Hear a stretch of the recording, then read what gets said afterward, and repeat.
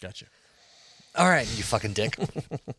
All right, so tonight we had the infamous Neilson and Anders Eriksen, and I feel like more people know of Anders' work than they do of his name. Yeah. So if you don't know Anders, he is the singular builder of Robert Englund, a.k.a. Freddy Krueger's gloves for Comic-Cons. For over 20 years. Over 20 years. Like, he makes his exclusive private gloves. But he also makes them for sale. You can buy Freddy Krueger gloves. And you can even pick which Nightmare on Elm Street movie you want a glove from. And they're legit movie prop quality. Yeah. They're not sharp when you get them because that's a liability. They can be. He said... Did he say you can order them sharp? Yep. I know they can be sharpened. No, but they have to be specified by the buyer. Oh, okay. I don't remember that. Okay. And his wife makes incredible pieces of art called Wear Pups. Oh, for sure. And they're brilliant. Now, they're both going to be available mass-produced on a different site for... It's not... Each one's not handmade, but they're still incredible. They're not even made by Anders or his wife. Right. They're designed by. They're based designed off by, but not made by them. Right. But if you go to the Wear Pups website or the... I think it's... I don't remember Anders' personal website for the gloves, but you can go to his Instagram page is Nightmare Gloves. Yeah, and you can go to the website and you can order from him directly and his wife directly, and it will be handmade by each of them. Yeah. If you go to the Trick or Treat website, where it's they're mass produced by somebody else. Phenomenal artists. Yeah, they're great. Jay is too. If you've ever been to mountainhollow.net, if you've ever been to his site, like the shit that he's made. It's Mountain Hollow's or Mountain Hollow Forge? No, Mountain Hollow. Okay. Net, I think. But yeah, well, you could search him. But anyway, his blades are fucking unreal good. And beautiful as well. That's what I'm saying. But not that he needs an introduction, because people know him from Fortune Fire. But both of these guys in what they do, I think, are top tier. Oh, for sure. Fucking fantastic. And like, I'm an asshole, but I can fully admit the fact that I'm honored when they come on this show. Like, I'm legitimately honored, not because they're famous.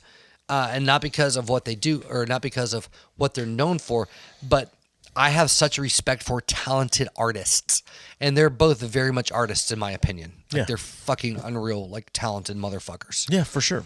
And the fact that those guys that have commercial success as artists will talk to us pieces of shit, or us as pieces of shit, I really appreciate their time. Yeah, because they have a lot of other shit they could be doing. No, I agree. Yeah. So. Anyway, enjoy this episode with Neilson and Anders Eriksen. All right.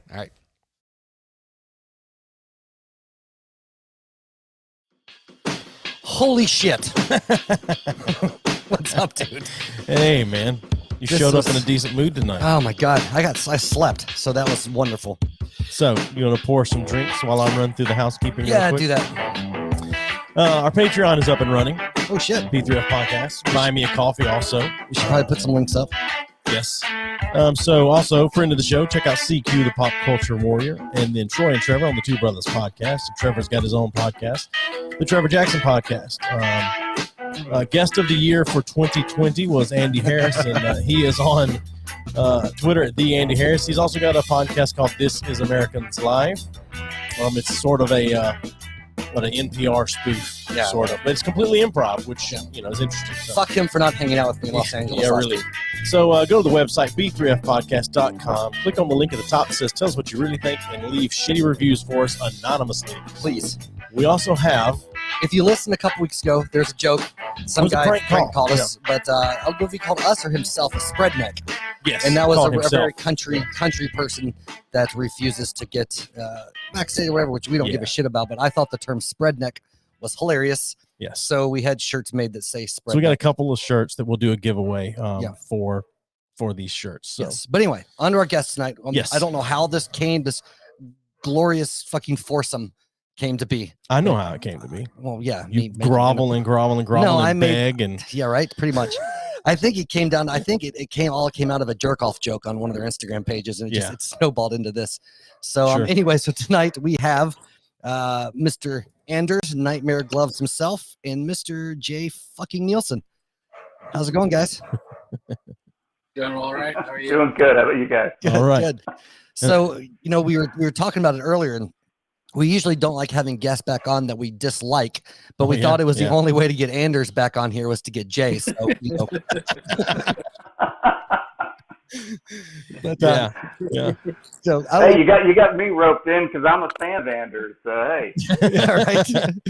So I don't know if you guys are drinking with us or not, but we got the Jameson tonight. So You guys got So who decided Jameson? God, sorry. We had Tully here already as It's well. all right. Cheers, guys. Cheers, guys. Anders got the Jameson.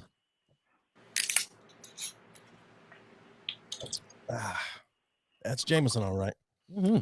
I wish I had a knife. Oh, wait a second, I do.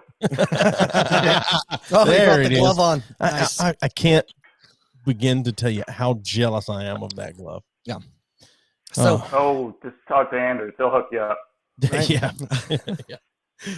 So I thought it was. I couldn't believe when he reached out to me and goes, "Hey, I heard you like horror movies and knives. Need a glove? Fuck yeah, I need a glove. Of course I need a glove." That's glorious. So outside of that, like, so that's kind of how we found who Anders was, because you posted that Instagram photo of you getting the glove, and we were like, holy shit, these are fucking cool. And then we got clicked on Anders. He made it look cool though. What's that? He made it look cool though. Well, no, it's pretty fucking cool anyway. But yeah, for sure. One of my favorite things is when he stabbed the box with a glove. And he seemed like actually surprised that, oh shit, they'll actually stab. Well, the sad thing is, when I got the glove, I was in Connecticut. I mean, Pennsylvania, there's a lot more stuff I could have stabbed legally without getting arrested. If I was running around downtown Stamford with a Freddy glove, I think I wouldn't have finished the season. So outside of like the glove, like how did you guys know each other outside of that, or since then, just interaction online, or how does that relationship look? It's basically exactly that. I've been watching Forged in Fire for a while, and I don't even know how it came to be. It's just like my wife actually said, like, well, why don't you see if he wants a glove? It's like, I don't know. She was the one that sort of came up with the idea that's like, he might like to have a glove, you know? When we found out that Jay's a horror fan, I'm like, what, really? And I was like, we like stabbing things in horror, so yeah. So he brought the glove tonight. So yeah. See, I like to think that we're facilitating. This thing goes everywhere with me. I like to think. If I go to Connecticut, I take it with me. If I'm going on a vacation in the United States, it comes with me. This thing goes everywhere with me. I don't know if anybody noticed, but the customization. Yeah, it's amazing. Got the MK for the Neilson knives on there. Yep. Yeah, it's a beautiful, beautiful piece. It really is. But I mean, anything I've seen Anders put up that he's made, everything's amazing. It's not like, well, here's a kind of a piece of shit that I'm working on. Like everything is stellar. You know. Aside from just the gloves, which I hope we get into later, is the masks that Anders makes also. Yeah. He sent me a couple, and if you watched the horror episode we did not that long ago, apparently the people on the TV show love that clown mask too. They have me running around in the background and popping that thing on all the time. It says scared the crap out of the crew. That's amazing. But one poor bastard was on the power hammer, and I looked over and saw me. I thought he was going to shit himself. Also, it fits you somehow really well. That mask was just everybody thinks I'm wearing contacts or something, and no, it's just my creepy eyes. Yeah. Yeah, that's amazing. So I like to think we're bringing people together here, and I'm hereby dubbing them together JAnders. JAnders. Oh god. Yeah, so it's been a while since we've talked to both of you guys. Jay further back than Anders, but like, what's been going on with you guys, man? What's going on? It's been a while. Go for it, Anders. Don't everybody talk at once, goddammit. No. Well, sure, I'll start. Well, one big thing is that you know that Trick or Treat Studios, they put out the gloves. Yeah. The mass-produced ones, but now they also picked up Wear Pups, which is my wife's creation. Yeah. Which is, you know, all these adorable, creepy babies. But yeah. Those things really are. I think I know that one's mom. I think I was married to her. Yeah. I mean, it's a different sculpt, but Trick or Treat Studios is putting those out, and we can't wait for those. Oh, so, cool. Well, what's funny about one those more is thing, like we have another little weird feature coming. Yeah. Because my wife is pregnant. oh shit! Nice. Oh, hey, Congratulations. congratulations. Congrats, man. Yeah. It's like, Yeah. Yeah, we're due November 12th, but we're hoping for a Halloween baby. Yeah. That's Oh, awesome. okay. So was it planned? So are you hoping are you looking for a boy, a girl, or a werepuppy? They say it's going to be a boy, but we're happy if it's just human. Yeah. Right. How dare they gender your unborn child? Oh man. So I that's was a big gonna thing say- that we're doing. Well, I was Yeah. going to say I showed my wife the werepups because she usually really likes shit like that, and she looked at him. She goes, "Oh fuck no!" She was like, "They're too real." Yeah, I was like, it's "They're very too real." realistic. Yes. Very, very realistic. That's it. Yeah, that's No, but seriously, man, congrats. It's really awesome. Yeah, we're excited good. Cool. about all of it. How about you, Mr. Neilson? Well, I'm going to share something that I haven't told anybody about, except for a few select people. This is going to be a first time. I've been a little bit slow. After I got done doing some of the episodes, the Forge of Fire episodes, I got home. I was excited. I was like, great, I got spring, summer. I'm going to catch up on orders and all that. And then about a week after I got home, I was working on repairing an automatic garage door that got away from me, and I tore the left bicep off the bone. Oh shit! Oh, good Lord. Yeah. So I actually went to the Blade Show like 2 weeks after I had surgery, and I just wrapped it up and just told everybody it was a sprain, just because I had that wrist surgery like 4.5 years ago, and it was nothing knife related. This injury wasn't knife related at all. It wasn't in the shop at all. But I've been answering questions about the wrist surgery for 4.5 years, and I'm tired of it. So that's why I kept this one quiet. But I'm perfectly fine now. I'm not 100%, but I'm back in the shop. This last couple of weeks, I'm back in the shop forging and stuff. So I got a nice little new scar to add to everything else. And now I got a funny little bump when I curl my arm. But hey, it works. I can hold on to a piece of steel. Matter of fact, tomorrow. Because they keep trying to put me through physical therapy, which the occupational therapy person I have, Melissa Fox, is great. But I think my best therapy is just getting in the shop and going back to doing what I was doing. Yeah. So I started light. I had some blades that I had already finished. So I was finishing off blades, basically what I consider light duty. And then I started doing some light forging. Just trying not to push it because, they told me I can't really do much of anything until December, and that doesn't fly. So Right. I got to do something. I can't just sit around. Right. So, yeah, I made up a canister. So probably Monday, I'll start a new canister and just, it's my left arm, which is a great thing, but Right. I've always had more trouble with my left side than my right, because even though I'm right-handed and I hammer, everybody thinks your hammer arm is what wears down the quickest. It's the other one, because that's the one you're constantly holding the billets, holding the steel, holding the tongues. It's constant pressure. Some of those billets that I'm making are like 10 to 12 pounds a piece. Yeah. And you're swinging those around with your left hand to get them from the forge to the press and the hammer and such. So I'm trying to take it easy. I'm trying not to push it too hard. But yeah, everybody tell your friends, I'm fine. It wasn't a knife injury. I'm okay. I don't want to answer these questions for the next 4 years. So set it here, record it, post it, show it to everybody. I'm not answering questions. So you hear that, everyone? that, I'm gonna have Neilson another tore his bicep on the set of Forged in Fire, and really, because I heard he almost cut his arm off. No, that was my head. Remember? Oh, that yeah. Mhm. Oh God, That's crazy. It's an episode of firsts. We got. It is. It's all good. It's all good. yeah. That's crazy. So how has this current season of filming been for you? That sucked. The shooting was fine. The crew was fine. The problem was the COVID.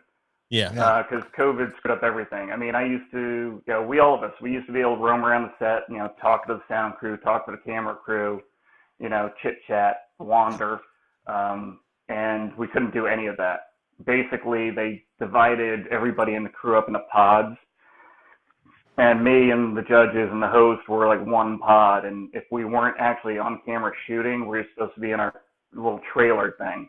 Yeah. And even on days off, normally I'd go onto the set and I'd make knives. And I had this little hashtag making knives on set thing because I was bored out of my mind. I mean, granted, I love horror movies, but you can only watch so many before you need a break. But I mean, this year we weren't allowed to. The only person allowed on set was Baker because of making finale weapons. Yeah. So I would the whole time I was up there, I never got to go on set or do anything. If I got a couple of days off, I could run home and try and work on some knives, but that was it. And you can ask any knife maker, and Anders probably the same way. When you're away from your shop and you're away from home and you can't do anything, that really pushes your buttons in the wrong way. That's true. So you thought I was angry before. You should have seen me last season. It actually reminds me when you said about the your arm surgery is that when I got hit by a car some years back, and had surgery on both legs, and then they said like, oh yeah, you got to do this and you got to do that, and I was like, hell no, and you just start, like you said, you could start physical therapy for yourself because you can't fucking sit and just. And the physical therapists, they said that, oh, well, you can't move your legs anyway. So they were kind of like throwing their hands up in the air, like, what am I going to do? So instead, you figure out ways to get back into the grind, you start light. And because, like you said, if you just sit around, you go crazy. Yeah. I know exactly how that is. Well, I would say along those lines, too. I mean, I think to me that type of thing makes more sense because if you're just rehabbing a specific way, it's going to be really hard to get back because a lot of the motions you make with bladesmithing or building what you're building aren't natural human motions. It's not like you're just working your arms. I mean, there are things that your body has to adapt to be able to do. So to rehab yourself in a way that's conducive to what you're doing makes a lot more sense to me as well. But I just don't like doing anything doctors want me to do. That's why I'm hurting and have arthritis everywhere. Well, it's funny, one of the first things that the occupational therapist lady did, she gave me this. It's kind of like super strong Play-Doh, and it's different colors or different strengths. So I told her, just don't give me the pansy stuff. Give me at least half strength. Give me the good stuff. Right. And it's basically Play-Doh, and you mush it around and do different things with it. And of course, I start doing it, and I start getting bored, and I start putting it on the kitchen table and start forming knives out of it, like I do with Play-Doh. I had a demonstration where if you got an odd piece of steel, how do you know how to make much you can make out of it? Because I'm no mathematician by any stretch of the imagination. So what I do is I'll take Play-Doh, make it the same size of whatever the object is, a ball bearing or square or stuff, and I'll actually just use my fingers and kind of forge it to shape on the kitchen table. And then I can figure out what I can get with it, how long I can get it, what type, hidden tang, full tang, the thickness and everything. So, of course, the occupational therapist lady is yelling at me because she knows what I do for a living. She goes, you're not supposed to be making knives. You're supposed to be doing a therapy. I'm like, sorry, I can't help it. Yeah. I got to ask, how much does that stretchy therapy putty make for knives? How big with what they gave me, I could probably make like a 22-inch short sword. Nice. Damn. Wow. That'd be cool if it wasn't stretchy Play-Doh. You can make a whip sword. Swing around and smack people with it. It's like a big green dildo. So my daughter asked us today, my wife and I today, speaking of blades. Oh my God, I was wondering where you're going with that one. No. Well, I like to lead you guys on a little bit, but no, speaking of blades, my daughter says, out of the blue, she's like, what's your weapon of choice in the zombie apocalypse? She said, I think mine's a katana. I was like, all right, but you need at least a shotgun with it because you need something that you can get some spread and then close combat or whatever. But I just thought it was odd that's out of it's just out of the blue that she asks me that. And so I don't know. I don't know that I'm going with a blade in a zombie apocalypse. So I don't know, whatever. Anyway, I just when he said about places that they don't run out of bullets. That's true. Yeah, that's true. I think I don't know. I think my I think that was a line out of Feast, wasn't it? I think my weapon of choice is just my ability to hurt other people in a situation. Like, I'll just take what you have. It's fine. So you're just going to propose to the zombies and yes, hurt them that way. I got you. Okay. All right. I'm going to get them close. Yeah. Jesus. Oh my God. Have a lot of rings. I know what mine will be. Each one. What's yours? Mine would definitely be my boomstick, my 12 gauge double barrel shotgun. There you go. Because I know I can get help immediately. Because I don't think I told you guys this story. We had the fire alarm went off in the house, and that automatically just alerts the ADT people and stuff like that. And my wife's phone was on silent, so we didn't hear ADT call us. And so this pickup truck, like 20 minutes, half hour later, comes rolling down the driveway. And I live at the end of a dead-end dirt road, probably a quarter mile long, on top of a mountain. I mean, most people don't even know I'm here. So this white pickup truck comes rolling up, no markings, no lights, no nothing. Two guys get out of the truck, no uniforms, plain clothes, no hats, no nothing, come walking up to the door. I answer the door with a shotgun. I have no idea who they are. Sure. And they were like, "Oh, we're the fire department." They explain, "Oh, okay, no problem. Appreciate you guys checking on us." So me and Becky are sitting on the couch watching a movie, and I look out the front window, and I see these like 3 or 4 SWAT guys run by the window in full armor and AR-15s. Oh shit! I'm like, "Honey, we have company." And she strongly suggested that I didn't answer the door with a shotgun this time, which was probably a good call. Because there was like 20 cars down on the main road, and there was like 15 cops in armor in my yard. So it's like, okay, I'm using a shotgun because at least the SWAT team will show up and help me out. Oh man, that's crazy. So that was a crazy day. What was the SWAT team there for? That's what I was wondering. Because I had shown up at the door with a firearm. Oh yeah. And the two guys that showed up were the fire department, but they didn't have any markings. I didn't know that until they told me. And they just called up the cops and said, "Just so you're aware, he answered the door with a shotgun." And they were like, "Okay, let's go check it out." There's not a lot going on for me. That's crazy. Unfortunately, it's one of the reasons I like living here. There's not a lot going on. So we had a couple comments come through. One was Fabricio Perez Cortez, and he said, "Hi everybody, Mr. G is the best bladesmith." And then the other one just was from a guy named Nick Reisner, and he just said, Anders just casually mentions being hit by a car, not a big deal. That was yeah. Like, oh yeah, the last time I got hit by a car. Yeah. Yeah. Hopefully it was the only time. Yeah. What's that? Hopefully it was the only time. Yeah. My big question was it a girlfriend or something like that, or was it an actual accident? Me? I was just crossing the street, and then some guy who was probably texting and driving. Yeah, I was going to the post office to send off packages for customers, and my wife just barely. He just dodged to avoid her, and then hit me instead. Oh shit! I mean, out of the two, it's better that it hit me, but still, so that means for at least a few months, you didn't lose a fight. That it should be. Yeah. I took that car for you, honey. Don't give me shit about the garbage.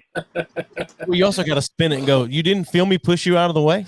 Like, I totally, that car was coming and I pushed you. I can't believe you didn't feel that.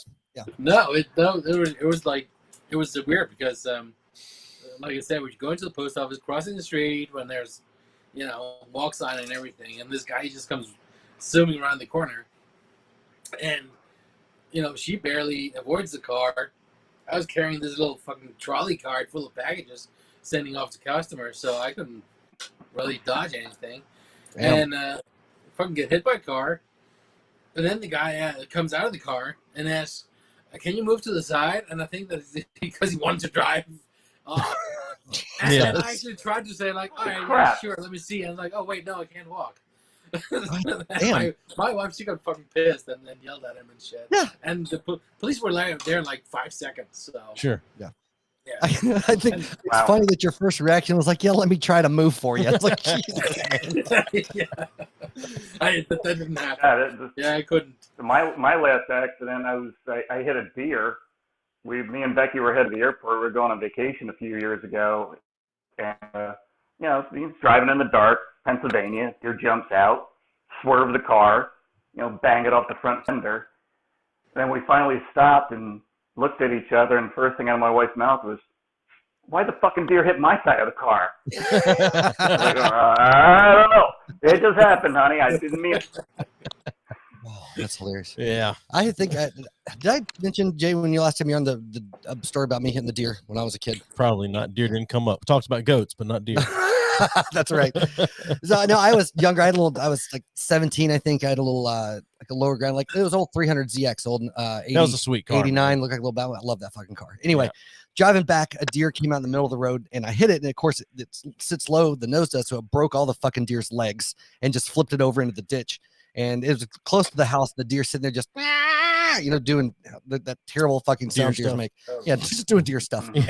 And so I went to the house, and I was like, "Dad, I killed a deer. We need to go fucking put it down, like it's suffering," type of shit. And went to get something to shoot it, and all the ammunition we had left were 22 rounds. Oh my god! And so we were like, "Oh damn it!" So we were going down there. Yeah, my sister's, I think she's 15 at the time, and she's like, "Oh, I want to come down and say bye to the deer." And he was like, "No, you don't want to come down." And she's like, "Yes." So we went down there, and sure enough, we try to aim it to the thing, and first one, boom, that round just pops off its fucking skull because it's a 22 round, and started unloading. It took a fucking full clip and then a half of another one to finally put it down. Oh, of course, the deer's just squalling with every shot, and finally got it through an eye or some, I don't know what the fuck happened. But my sister's crying, goes, "Why did you shoot it so many times?" Oh my god! You needed a set of these. Right? That's right. This would have taken care of it real quick. Yeah, I don't know why we didn't bring a large blade down, because I know my dad had a couple, but we just cut its throat, and then at least you won't hear it scream. Instead, we just shot it 24 times with a fucking 22 caliber pistol. Oh my god! Mauricio, we are drinking Jameson, my friend. Yeah, we are drinking. How to put deer down? Jay's got Tullamore Dew, and Anders is also drinking Jameson. So I got the skull there with the knives through it. That's beautiful. Yeah, I was trying to, but it's reversed, so it's harder to do.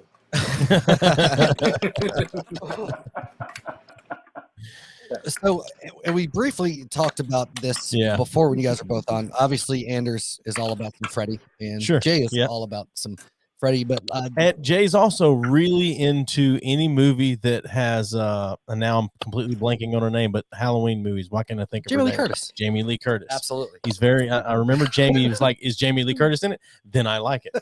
So Jamie Lee Curtis is the shit. And Sigourney Weaver. And I keep telling my wife that one of the first things I thought is that she looked like Sigourney Weaver, and I was like, she's like, "I don't see it." I said, "I don't care if you see it. I'm the one looking at it." Right. Oh, shit. Get that alien head.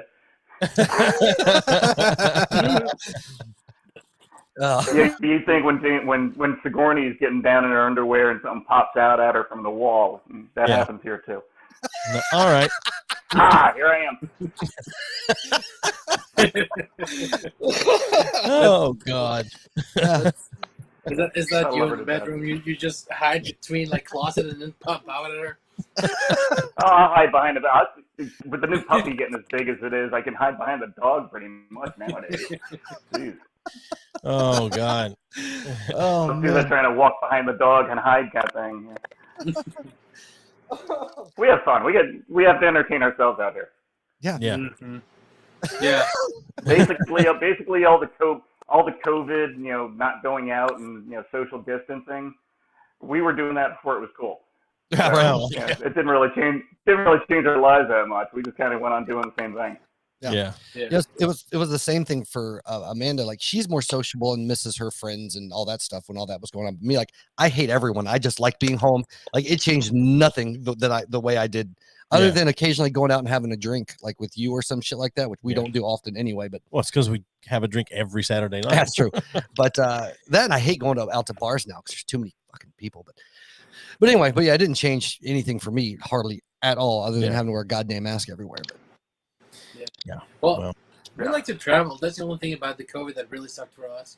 That we like to travel. But we moved up here where it's a little bit similar to where Jay lives. I think we're way up in the Pennsylvania mountains. We have a couple of houses on each side, but we're like right in front of us is just all forest.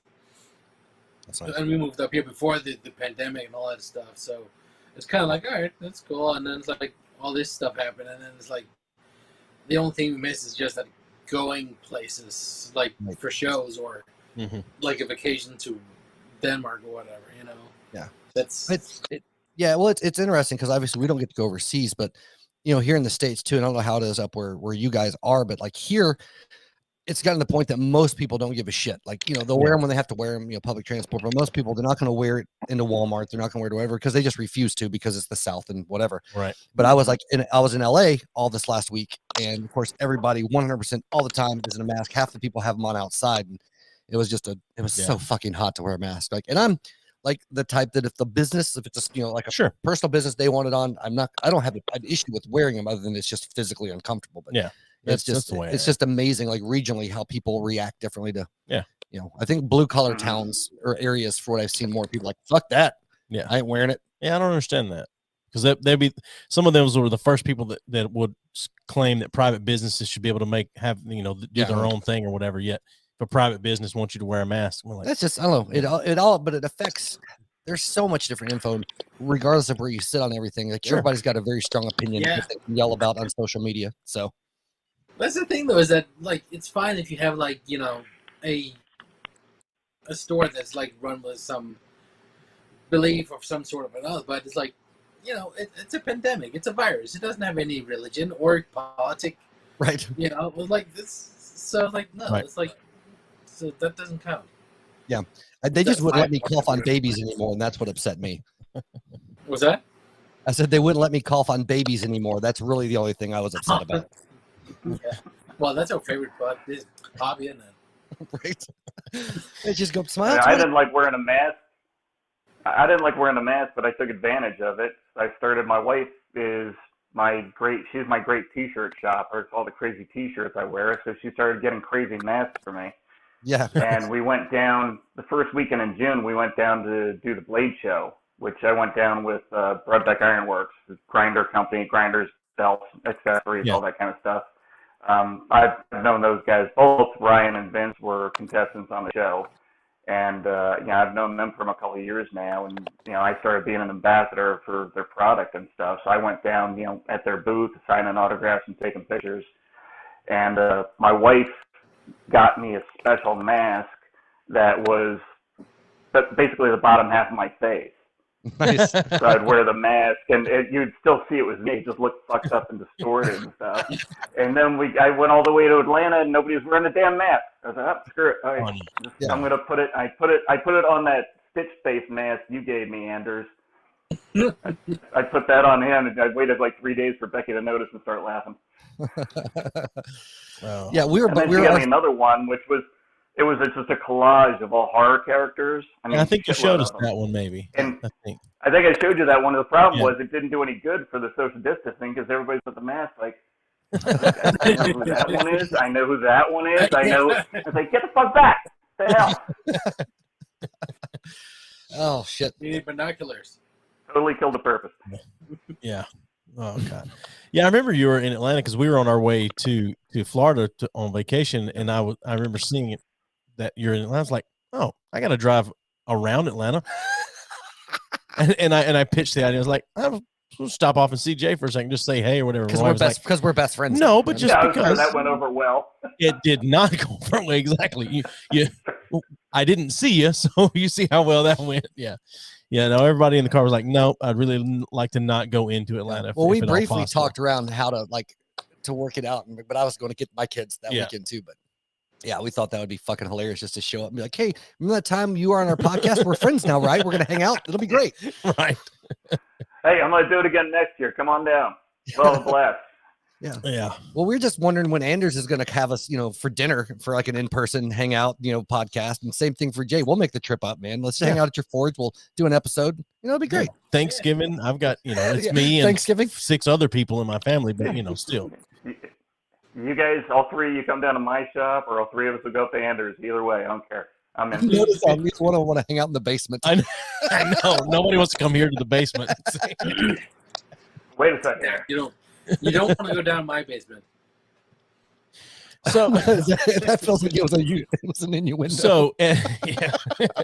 So your house, is it the house on your street at Halloween? I mean, do you guys really go all out for Halloween? Or do you see that shit all the time? So it's really Halloween's nothing. Yeah, Anders. Yeah. Well, we had Halloween last year, right? And we had one trick or treater, and it was this little girl, and I was like, and I told her, like, the shit out of her. You're gonna get tons of candy because you're the only one here, you know. Right. And I was like, yeah, and they said all the other ones say it's too creepy. So that's funny. Yeah. I mean, I think they're just lazy. They don't want to walk all the way up the hill. Oh, I gotcha. Yeah. Kids these That's days. the same with us. Hardly anybody knows we're back here, and no kid with half a brain trying to collect candy is going to wander all the way out here. Yeah, like a quarter mile. I mean, I'd be pulling canned goods out of the fridge or the cabinet or something like that. I'd be throwing bags of raviolis in there or something. Yeah, have a party, kid. I don't know. Oh, it's weird. I think the last time because you guys do. Like, I hate my porch light turns the fuck off in Halloween. I don't want to deal with any of that shit. But you enjoy. I don't mind it. Like I used to not, but over the last 5 years, I've kind of gotten more into it. But all my kids are adults too. So, do you still older kids coming through for candy and shit still? Occasionally. See, we used to have that. My grandmother. I remember we were in Columbia, Tennessee, and they'd come up. My grandmother would open the door, and if they were older than like 12, she'd be like, "You're old enough to get a damn job and buy your own goddamn candy," and fucking shut the door in their face every time. Oh, I like that. Oh yeah. No, my granny, my mom's mom, like we always call her the mean granny growing up because she was blue collar, mean as shit. But like looking back, she probably taught me more and was super like, I don't know, she was fantastic looking back. But as a kid, you're like, she's mean. She says she was like, "Hey, Steven, short bus is leaving. You need to go," type of shit. And I was always like, "That's just me." But my dad's mom was super, super sweet, but she's more of the southern debutante.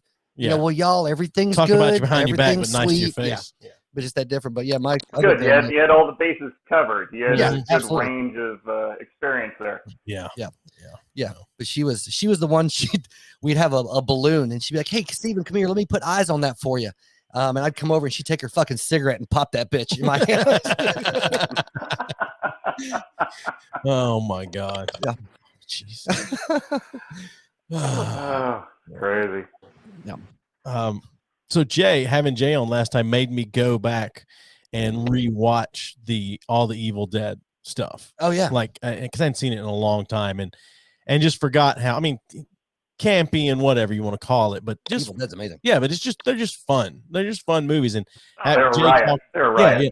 And so Jay talking about it made me over the next 3 weeks just watch one of them a week over the next 3 weeks and put them in. So like I was appreciative of that because got how much I just heard that next year there's going to be a new Evil Dead called Evil Dead Rising. Really? Okay. Right. Yeah, and I think it's going to be one of the streaming channels I don't freaking have, so I'm going to have to sign up for that one now too. Is it a follow up? Right, you sign up with so many streaming channels now. You sign up for them. It's like paying for cable in the '80s. Yes. Yeah. Is it a follow up to the remake, or is it back with the original? Do you know where it's going to fall? Like, I don't know. I just heard about it being made. I don't know yet. Yeah, I think it's tied to the original. Hell, Anders is probably no more than me. He's in touch with the movie people. I mean, as long as Bruce Campbell's in it, though, it should be enjoyable. Yeah, I hope so. Yeah. So you said I had there's Stephanie on Instagram. She did that. She's a French author. She did that book, Looking for Sally, and she based the main character off of May, which I thought was crazy, but very flattering. And she had that character doing stuff I didn't even think about doing to people, but she's making a sequel now. Nice. And I gave her a few ideas. Like I had a couple road rage incidents, so I thought about certain things and I send them to her, and she goes, "That's fucked up. I'm adding that to the book." and then she put me on the cover of the first one, and she's doing artwork for the second one, and she's got me versus Bruce Campbell sketched in there, and I'm like, "Oh, that's a shit. He can kick my ass. I don't care." Me and Bruce Campbell on the same cover. Yeah, that'd be cool. Yes. Well, I'm just hoping, like in the vein, because we talked about this with Anders, but I'm really hoping since they remade the first Nightmare on Elm Street, they do shot-for-shot remakes of all the sequels as well in the same vein. I think that would be a fantastic idea. I don't know about that. Well, the Evil Dead movies were just on TV like 2 days ago or something like that, and so they were like, I don't know what channel it was, I don't remember, but we're just like talking about like what Deadites do is above all is to be annoying, you know, and like you I mean, you love it in the movies, right? And it'll drive you absolutely insane. But basically, like, they have these really, really batshit crazy ideas about how they want to kill you. Yeah. And that is like laugh as a lampshade for like half an hour, and you know, like all this weird shit. It's like they would be the most annoying roommate to have ever. Because they were just like, we're gonna get you, and then it's like start laughing, and then it's like, that's my dog. They're just like really horrible children that are, you know, demonic beings that want to kill you. But it's like they were just so, we were just like having so much fun watching them. It was so fucking great. That's funny. So like they got me to go back and revisit Evil Dead. With having Anders on, I went back to revisit the original. I watched all of them. I started watching all of them, and my sleep paralysis came back, and I had sleep paralysis one night, and Freddy Krueger's voice was in my ear, and I had to put Nightmare on Elm Street down for a little while because That's fucking wonderful. I didn't know this. Yeah, I can't fuck with the sleep paralysis. That's amazing. Because my sleep paralysis is extremely vivid, extremely vivid. Wow. So I had to put it down for a little bit. So yeah, appreciate. Remind me to forward a couple of the sleep paralysis horror movies I've seen. You'll get a kick out of them. Give you some more ideas to think about while you're sitting there. Yeah. But yeah, it's funny. After we talked to Anders, I did the same. I went through in about a week, and I watched all of the. My wife and I sat down and watched all of the Freddy Krueger movies, you know, front to back, and it'd been a while since I've seen them. Like some of the stuff I didn't remember at all. I forgot how bloody the first one was. Like I had forgotten. Tarantino-esque. I forgot how much a couple of them in the middle were just. I was like, oh, this is hard to watch. Like it ebbed and flowed. Like some of them were fantastic. None of them were bad, but some of them were more self-deprecating than the others. If that makes sense. Some was more like some of them were a play on them, like a play on themselves more than anything. It felt like going through, but that was fun. My old wife though, she's like, okay, I'm done with horror movies for a while. But it was the same before. I haven't watched an episode of Forged in Fire since Jay was on, because I went through a kick that I watched like all the seasons in a row over the course of like a month. And my wife's like, yeah, I'm not watching Forged in Fire with you anymore, and I'm only home in the evenings when she's home, so I haven't watched anything in overdose. Yeah. She was like, because she doesn't mind the show, but she was like, you watched it for like a month, like every night for like 2 hours. And I was like, I did the same thing. Yeah. She refuses now. Yeah. So, yeah. And I said, well, I need to watch some of the newer ones. And she goes, I don't care if Jay Neilson is on the podcast. I'm not watching Forged in Fire. I was like, it's funny. My wife says the same thing. All right. Oh yeah. Yeah. That's well. But I'm on it. Like we did me and Doug that did that dish commercial. I did one with Will a couple of years ago, the first one. Yeah. And people told me they saw it. I saw it once. That was it. And the one I did with Doug last year, I've seen a dozen times or so on TV. And it's funny. It's at the point where it's like, man, my wife's like, oh, yeah, it's you on TV again. Okay, goody. It doesn't thrill her at all. It does nothing at all. Yeah, right. I get no cred at all at this house. No. My wife would be the same way. If I got like famous for something or moderately known, she'd be like, I don't care. Yeah. I'd be like, I mean, she'd be supportive, but she'd be like, I'm not impressed by that. That's whatever, you know. Yeah, my wife. Oh yeah, same thing. Same thing with my wife. Yeah, two episodes into our podcast, my wife quit listening until my daughter was on. Then she listened to that episode, and she was not happy. Really? No, that's hilarious. Evidently, I said some shit. His daughter came on one episode for a while. And it was interesting. I had fun. It was fun. She had fun. She didn't tell any of her friends, but yeah, she had fun. So you guys should do. I was just thinking, and like, because I know what any type of people in any artistic industry love to hear is, you know what you should do, right? Or you know what's a great idea. But no. But I get those emails constantly. No, but I just got an idea for a new episode. Great. I don't write the episodes. Go Right. to somebody else. This is just like a dream team fucking thing, but that would be a nightmare glove with fucking Neilson Damascus steel fucking finger blades. That's what I was just thinking would be cool as shit. Limited edition, sell them for like 10 fucking grand. Somebody'd buy that shit. I thought you were going to say they should do a podcast and call it Cutting Up. But, I don't know. But still. Well, I would love to see Jay go full Neilson on a glove and then try to stab all sorts of weird shit. I can do that.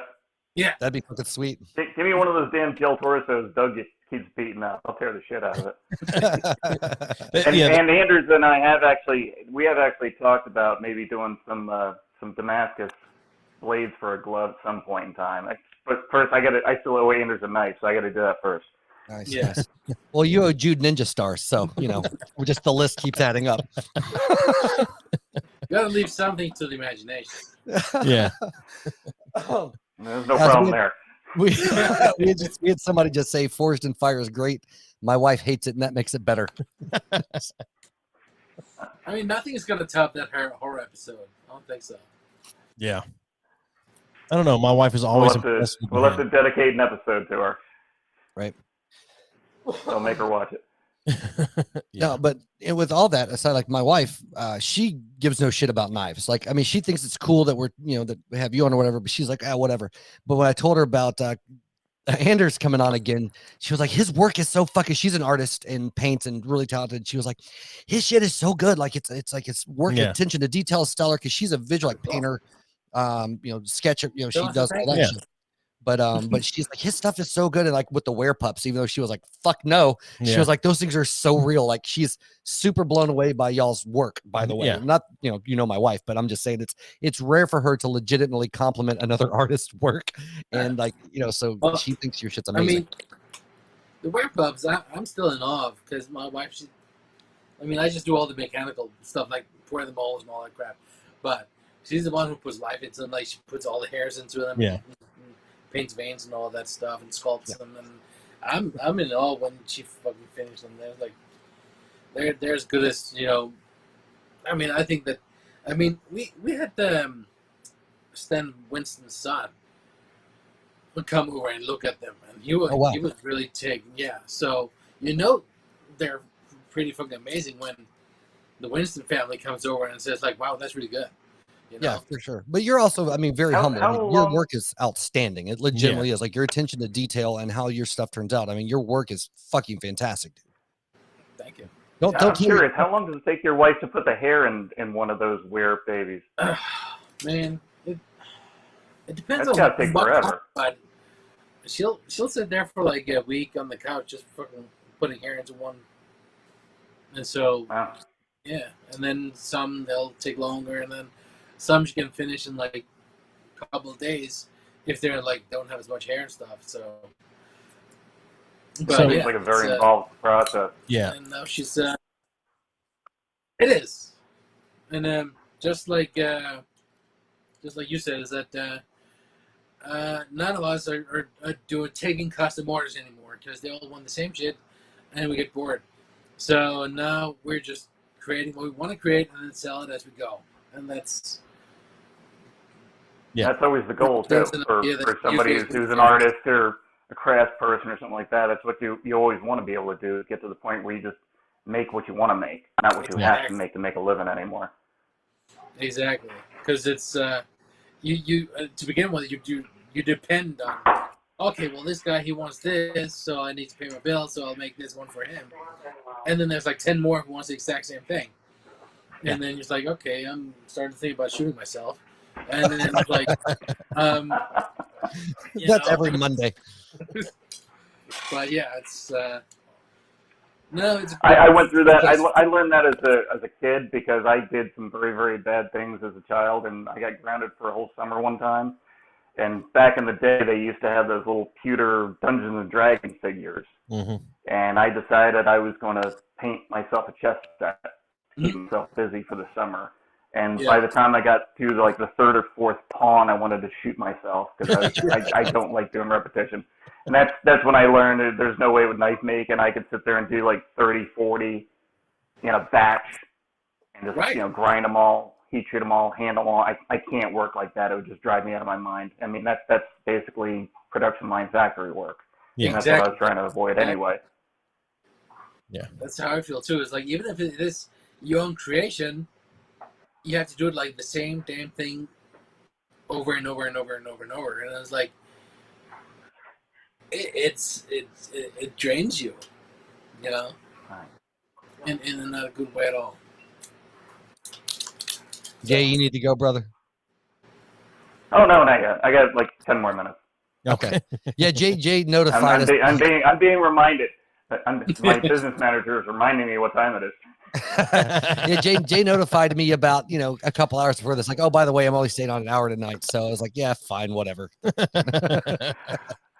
the last time I think we were on for like 2.5 hours. I'm like, well, I don't even remember going to sleep after that. Well, I mean, this is such a big exposure opportunity for you. I don't know why you wouldn't stay on the whole time. Oh, yeah. This is the guy that's trying to hide 90% of the time. Yeah. Well, see, what I appreciate about both of you guys is knowing that this does nothing for you at all. You'll still come on and hang out. And we're very appreciative of that. Oh, yeah. So you sent me that email. I was like, I don't know why you would want to come back on. I was like, well, I had fun the last time, and I don't really give a shit about my reputation. So that's okay. Yeah. That's it. It's all that matters. If you had a good time, I've been trying to kill my reputation in public for 8 seasons now. well, like let us grow a little bit more, and we'll help you with that tremendously. Yeah. No, but like honest, like we were talking. I'm hireable now.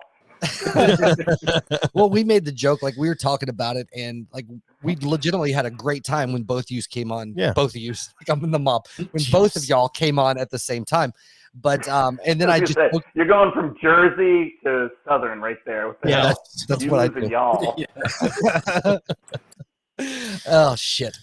Anyway, but no, we were saying we had a good time, and then I made that joking comment on, I think it was, I don't remember which one of y'all's Instagram it was, that I was like, I want to hear you guys circle jerk each other on some horror, and Jay just replies, I'm down. And I was like, fuck yes, let's make it happen. Yeah, I was commenting on Anders stuff, but yeah. But I give Anders shit a lot on Instagram, and I appreciate the back and forth. It's always fun. Yeah, it's fun. Yeah. I mean, I think that's what horror is all about. It's just having fun. And well, I mean, go ahead. There's a slight delay, so if we keep talking over each other, like you can talk a lot of shit and but it's like, we're not sensitive to other people. So both of your work is. I'm just amazed I came back on, because I'm such a sensitive guy, and I know. Yeah. Well, you're officially the first guest we've had. I tell people all the time, I'm a delicate flower. Right. Well, you're the first we've had jokingly talk about fucking goats, so we were appreciative of that part of the episode. You can see what a delicate flower you are, Jay, when you test knives and fortune fire. Yeah. So, I mean, both of you do. Your work is artistic in different types, but artistic in its own right. But to see people that don't take their work seriously, but don't take themselves, like anyone in each of your position could very well go, why the fuck would I want to come and be on the podcast with two people that no one fucking knows and their family barely knows? Like, but that's a likable thing about it. Like, it doesn't matter as long as you guys feel like you're having a good time, then you're kind of down for almost anything. Well, to put that in a category that's not specific to the podcast, the fact that both of you guys are very, very, very good and respected at what you do, but you're not so pretentious that you won't, fucking even deal with somebody outside of your arenas, if that makes sense. It's you can't take yourself too seriously. I mean, that's all it is. I mean, I've been in this television thing for a very short amount of time, and I see things in other shows because now that I know what goes on in the background and stuff like that, I see people taking themselves way too seriously, and it's like, okay, you looked into this. I mean, I know me. I looked into it. I didn't try to be on a TV show. I'm grateful that I got on, and it's a lot of fun. But I tell everybody, I said, I'm still the same knucklehead, just makes knives on a hill in Pennsylvania. Nothing else has changed. Yeah. And people are like, no, get the hell out of here, Jesus. It was fun when we were doing, like I was talking about, doing the Blade show and doing autographs and pictures and stuff. We had a good line at the booth. And one of the guys that was a contestant on the show came up to me. He walked up off to the side, and he flat out just raised his arm, got everybody's attention, and said, "Look, Jay's really not an asshole. He's actually a nice guy. I know." Show, and so I stood right next to him. I said, "See?" And I stood up and pointed down. I said, "See? Someone that says I'm a nice guy. Take his word for it, okay?" The more people think I'm not a jerk, the better. Yeah.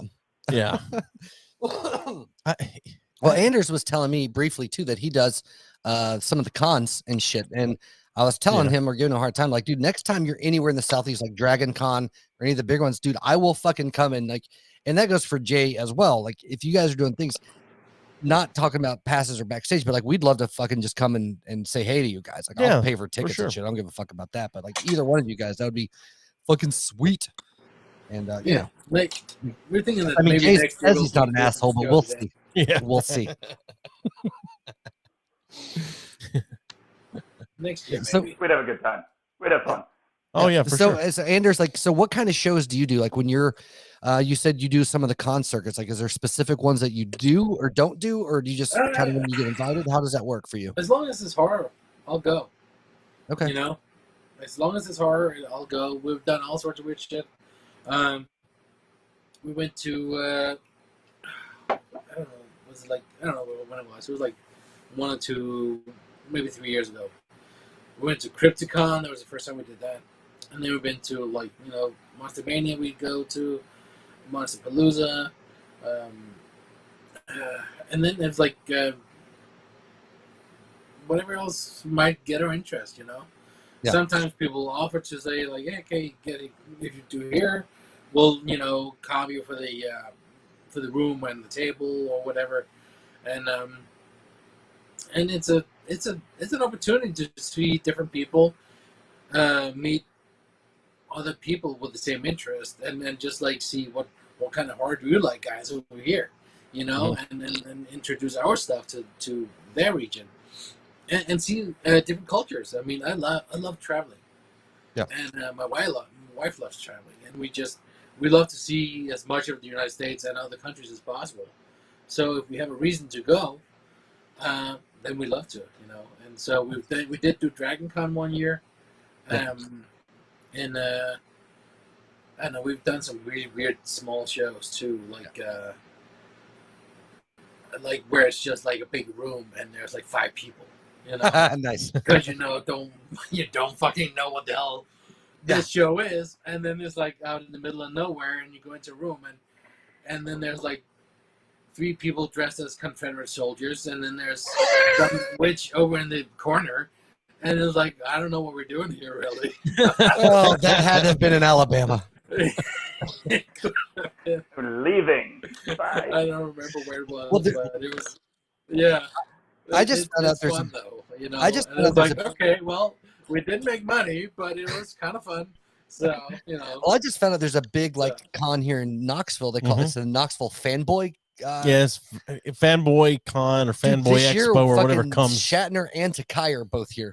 Really? Yeah, that's interesting. Anyway, so if you ever want to come to Knoxville, you got a place to stay. If you don't want to stay in Joey's creepy rape basement, I've got spare rooms. There's kitchen toys in them, but they're comfortable. We'll make you dinner. Yeah. But all of the doors lock, so you're safe. Yeah. We You mean all your doors locked? He's the one with pretty closed. From the outside, right. From the outside, right? Yeah, exactly. Right. Yeah. Actually, I just found out that Jason Knight actually lives outside of Knoxville here. I had no idea because he subbed for you for a while, right? Jason's not too far out. Yeah. Jason's not too far out from you guys. Yeah, and we need to reach out to him and see if Why? No, I'm kidding. I'm just being an asshole. I don't care. I will have anyone on this show. I know. If our past has not shown this, I don't care who it is. I love talking to people because like we're both dicks. Jason would be a good guest. Jason's a riot. Yeah. Yeah. But no, I genuinely enjoy it. Like as much as I am a fucking asshole, like I love and like you guys have been two of my favorite guests coming on because what you do is very interesting and shit that I can't do. And you guys are like you guys can throw the shit back as much as we throw it out, and it's always a fun show. Anders would love this, but we had a horror podcast on a few weeks ago, and they basically do their show while they're watching a movie, and then they edit it down and release an episode. So it's kind of like a horror movie commentary. Their guest picks whatever horror movie they're going to watch, and their guest comes in and they watch it together. Right, but it's kind of like a Mystery Science Theater 3000 thing. Similar to it, except more pretentious, and they take themselves very seriously. Yeah, because they're all film students, and they work in the film industry a little bit. Yeah. So they came on here, and one of the dudes was really cool, could throw it out, but one of the guys was such a little pretentious bitch, and I ended up, I just smelled that because he was so, I don't know, he took it so seriously. I fucking took swing after swing. He looked so offended and appalled by the end of the episode because the initial talk was like, we're gonna have you guys on ours, we're gonna do like a swap, and at the end of it, he was like, "Yeah, I don't want you guys on our fucking podcast." Because I can't handle pretension. Like as soon as I smell that out, like I'm coming out swinging. And I think I called him a little bitch like half of the episode. Like it was not. Yeah. I was a dick, and I felt not bad, but I was like maybe I shouldn't have been. But he was kind of a prick, man. He really was. But we'll see. They just started season 2, so we'll see how that goes. Yeah, and like had he not, like my whole thing is like you're a dick first, then the dick's coming out. As long as we're cool, we're cool. But he started immediately with like the ugh. I thought I was the only one the dick came out for. Your dick can come out anytime. Oh, okay. But anyway, but it's like Anders has all the knowledge and the enjoyment of the horror movies, but he's not a fucking cock. And I appreciate that very much. Yeah. Funny, Anders and I have had conversations in the past too about just people being super pretentious and thinking they're holier than thou and yada yada. And it's just like you just want to take them right in the eyeball. Yes. Well, in all legitimacy, though, you guys are. Because go ahead, Anders. In Brussels, we were at a film festival, and there were two absolute ass heads in front of us. It was me and my brother. And it was called this Fantastic Film Festival, and I don't remember what it was, but there were two pretentious assholes in front of us, and one of them was bald, and I just did this, and his bald head, boing. I was like, shut the fuck up. And so I was like, I know exactly how you feel, because. And I mean, to me, that stuff seems like common sense, but like you guys, but I give an excuse to people if they're assholes, if they're like. And I'm legitimately amazing at what they do. I'm like, okay, I get it. They're top of their game. I don't appreciate it, but I understand it. But what I'm saying is like, but you guys are both legitimately like masters at what you do. Sure. And so to me, it's an extra at the risk of sounding like a decent human being, but for the amount of the skill set that you guys have and where you're at in your craft and in your art, like I really appreciate the fact that you guys are like legitimately easy to talk to. You're cool guys. You're not fucking douchebags. I mean, it's a rarity in people with your skill sets and arriving at the place where you are, and it's an appreciated thing, at least on my part. Well, I think we talked about this before too. It's like, I'll get emails from folks, and they're like, if Jay sees this, or if you could forward this to Jay or whoever, it's like, who the fuck do you think is here? It's just me. I'm the only guy. I don't have a staff. I don't have a secretary. I don't have, entertainment lawyer, entertainment agent, any of that. It's me. Yeah. So, and I do try to reply to everybody. I mean, I actually get the opposite. It's just common courtesy. Yeah, I get the opposite end of that sometimes, where I'll put something with Robert England wearing one of my gloves or something, right? And people will say, "Oh, I love your movies." And I'm like, yeah. So wait a second. Robert England. Yeah, he has his own thing. That's something I've noticed. That's it. That's something I've noticed too, because I've changed stuff on my website and things like that, and I still get the same questions. Nobody reads anymore. I swear to God, I could put bold letters, italicize everything, and then I'll get a question about the same thing I posted like 20 times in a week. It's like nobody reads. Stop and read. So that annoys me. That upsets me. I might have to chase some of my Freddy Krueger claws. All I'm saying is if I had any type of official Anders product or any type of official J product, I'd be happy to fucking get one of these going on. I'd be, it'd be fine. Well, I mean, because we're just over an hour, and we can work on that. I know. I was gonna say we're just. She's like, I'm not an asshole, but I do love hand jobs. I don't know about Anders, but I think I'd make something just to see him do that. Yeah, I'm not above anything. No, you guys be for careful. sure. Yeah, no, there's not much we wouldn't do. I'm under a lot, but I'm not over a lot. Well, so as I was gonna add to, sort of along the lines of what you were saying is like because we're just over an hour, and I know Jay's we got running short on bow time, out but gracefully. that's what it says. I hope one day to buy a Neilson knife and an Anders glove, and we appreciate you guys coming on here, honestly. And Anders, you're welcome to hang out. Stay as long as you want. Buddy. Yeah, if you want to hang out some more, you're welcome to. Because we can't talk shit about Jay if you leave. I'm probably gonna head out pretty soon because I hadn't had any dinner yet. Well, that's fine. I mean, you guys. After I leave, you can talk shit all you want because I know where you fuckers live. Yeah, that's true. Yes, you do. And Steven said that you had mentioned to him that you wore the T-shirt we sent you on one of the filmings, right? And I was just gonna say I appreciate that. I'm sure it was covered by a flannel shirt, but yeah, I appreciate that. And Anders, I don't know if Joey ever offered you a shirt because he's a fucking cockbag, but if you want a B3F shirt, we'll get you one out. Yeah, absolutely. ASAP. Yeah. So anyway. I wore mine. I posted it. I appreciate it, guys. It was cool. And I've had a blast. Anders, it was good talking to you again, too, buddy. We'll be talking again soon. We got a couple things we got to work on. And, hey, guys, thanks again. And I would actually do this a third time. Oh, shit. That's fucking crazy. We will put it on the book at some point. Yes, absolutely. So, Anders, are you bailing as well, sir? You got to go? Yeah, I guess I probably should. Yeah, thank you both so much. Anders is trying to be like, responsible and get some shit done that probably needs to be done instead of sitting here and drinking and talk bullshit with you guys.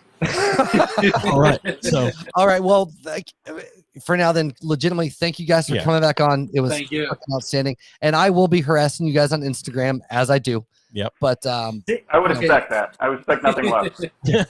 But thank you guys so much for being on for sure, and absolutely, we're down to do you.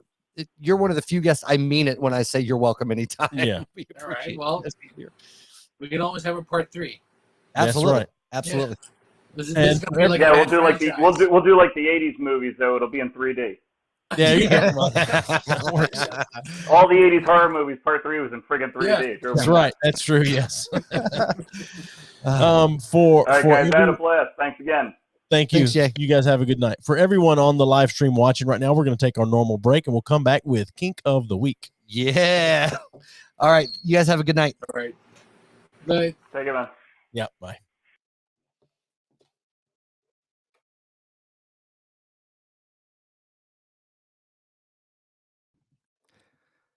So we're back. Joey's dicking with his phone, so I'm being an asshole. Trying to find a video. Fucker. So so if you're just tuning in, we just had Jay and Anders Eriksen, Jay Neilson on the show. And as usual, they were both fucking fantastic. We were having some weird audio issues where there was a delay between the two. And so there's a little talking over each other. But all in all, as always, they were fucking great to have on. Right. I had a great time with them. And they're a few of the guests, and we say this jokingly, but I would legitimately have either one of them on at any point in time. Like I really would. They're great. I love fucking Jay to death. Anders is a little more soft spoken, but he's such a cool dude. Like in his art, his work is so fucking amazing. Yeah, and he's not. I mean, in the least pretentious about any of it. Yeah. Like when you're friends with, Robert Englund and you do work like that, right? I get it. Well, one of my favorite things though was the couple times we had they were just talking to each other and kind of going back and forth. Like I love that shit. I really do. All right, save it for the after show. Yeah. But I'm just saying they were fucking like I'm legitimately kind of honored when people like that come on here because like we joke, but like I'm always surprised when people of any type of notoriety or skill agree to come on here. Because like Don, fuck Don. He's a cool guy, but fuck Don. And who else have we had on here that we pretty, more well known than somebody else? I don't know. Like we had a dude that was in the Friars Club. Fuck him. He was great to have on, but I don't care if he decides to come on or not. But right. But guys Will like Willis on at one point. Yeah, and Will was great. He ranted a lot, but I don't think Will would come back on. Yeah, I don't know if he would or not. He definitely didn't promote anything. Yeah. But anyway. Yeah, I don't think he gave a shit one way or the other. And he's a cool dude. Like I'm not disparaging. It was a great conversation with him. Yeah. But anyway, regardless. So, Kink of the Week. Oh yeah. So for those of you, go ahead. No, I was just saying, for those of you that are watching or listening, if you've downloaded this, and you've never watched our show before, this is a newer segment we've started. It is a newer segment we've started, but things are a little different when it's just the two of us sitting here. Yeah, we can. So if you're watching, hoping for more Forged and Fire shit, nah, fuck you. Yeah. I'm like John Mayer when he plays his blue stuff. You'll not hear another Forged and Fire thing tonight.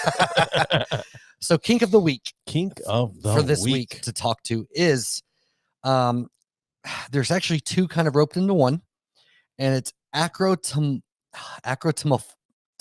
Oh god damn it, acrotomophilia.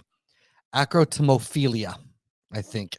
And that is a sexual attraction to amputees and is actually very common among fetishes. A more concerning fetish is ampotemeniophilia, which is the desire to become an amputee. Oh. Yeah. So there's two. This is twofold. One is people that get super turned on by they want to be pegged by that nub. Yeah, which I've seen a video of that shit, which is fucking insane. You can't unsee that. Like the film that I've seen, a buddy of mine brought. He put a camera in front of my fucking face, and some lady, it started like the music, like similar to this. Sure. And the lady was like a normal looking dude, abs and shit, sitting there, and this lady, attractive lady, walks into the room. Fucking, and you're like, oh yeah, they're gonna get on. She pulls off her fucking prosthetic leg and proceeds to fuck this dude in the asshole with her leg nub. Oh, with the nub though, not with the prosthetic. No, with the nub, but full on, just stretching that shit out. So, all right, so it's in there forever and ever and always. For sure, you can't unsee that. No. Yeah, if we learned anything from the church in the 80s and 90s, is like once you let something into your heart, you can never get it out. No, so. All right. If that's going to happen to you, do you want the nub? Do you want to take the nub or do you want to take the prosthetic? Oh, the nub. You think it's so? It's smoother on the end. It might be bigger, but it's not going to. Scar tissue could be rough, man. I think it would depend on where the amputation occurred. Sure. Like the smallest radius possible. I think gotcha. that would that's probably true. That's probably we true. Lost one already. I know, that's funny. That's pretty good. These guys come out fucking amputees. Fuck this. Look, because this is sort of Forged in Fire. But this doesn't specify though if it's just the thought of having sex with an amputee or having sex with the limb of the amputee. I think it's probably with the person that is an amputee. Yeah. Yes, probably. Yeah. Which I don't know. It's an odd thing to me. It's not a bad thing, but yeah. But the thought of like getting fucked by a stump is kind of weird. Have you noticed God. I hadn't been wearing a hat, by the way? I noticed, yes. I got one of those disgusting moles off the side of my head removed. I remember that, and so I have to wear gotcha. Not a hat. I got this one. Is it cancerous? Too. No. Well, weird. I'm getting older, so I got like a fucking skin tag right here that came up out of nowhere. That dude, I had let me fishing line. I'll just get that right off for you. Right? You probably weren't around. I think you're still in the Coast Guard. I had this thing that came up on my hand right here. There's a scar from it right here on my hand. So, like, thankfully I'm not left-handed. But anytime, and I worked in a machine shop at the time. So anytime I had to reach for something, it was constantly getting hit, and it was this massive thing on my hand. And it started out small, and then I fucked with it and tried to cut it off because people in the South are constantly cutting their own warts off and shit like that. Right. And I tried to cut it off, and it wasn't a wart. And somebody was like, "Hey, you're going to doctor, make sure it ain't MRSA." Okay. But anyway, every time I would cut it off, it would come back bigger. Yeah. And I just kept doing it. And finally it got so big and like I couldn't do anything with this hand hardly because it was constantly getting hit. And it was like this small ball of just nerve endings. Yeah. That it just at the touch, it was everything. And one day at work, I was just like, fuck this shit. Here we go. And and I just grabbed a pair of scissors, just normal like office scissors, and I just sat there and I put ice on it at first to try to numb it. It doesn't do shit. It just numbs the surface of it. Yeah. And it took scissors in there and just cut. Oh, that, Jesus. Just cut it. I've got a photo of it somewhere. I'll try to see if I can find it.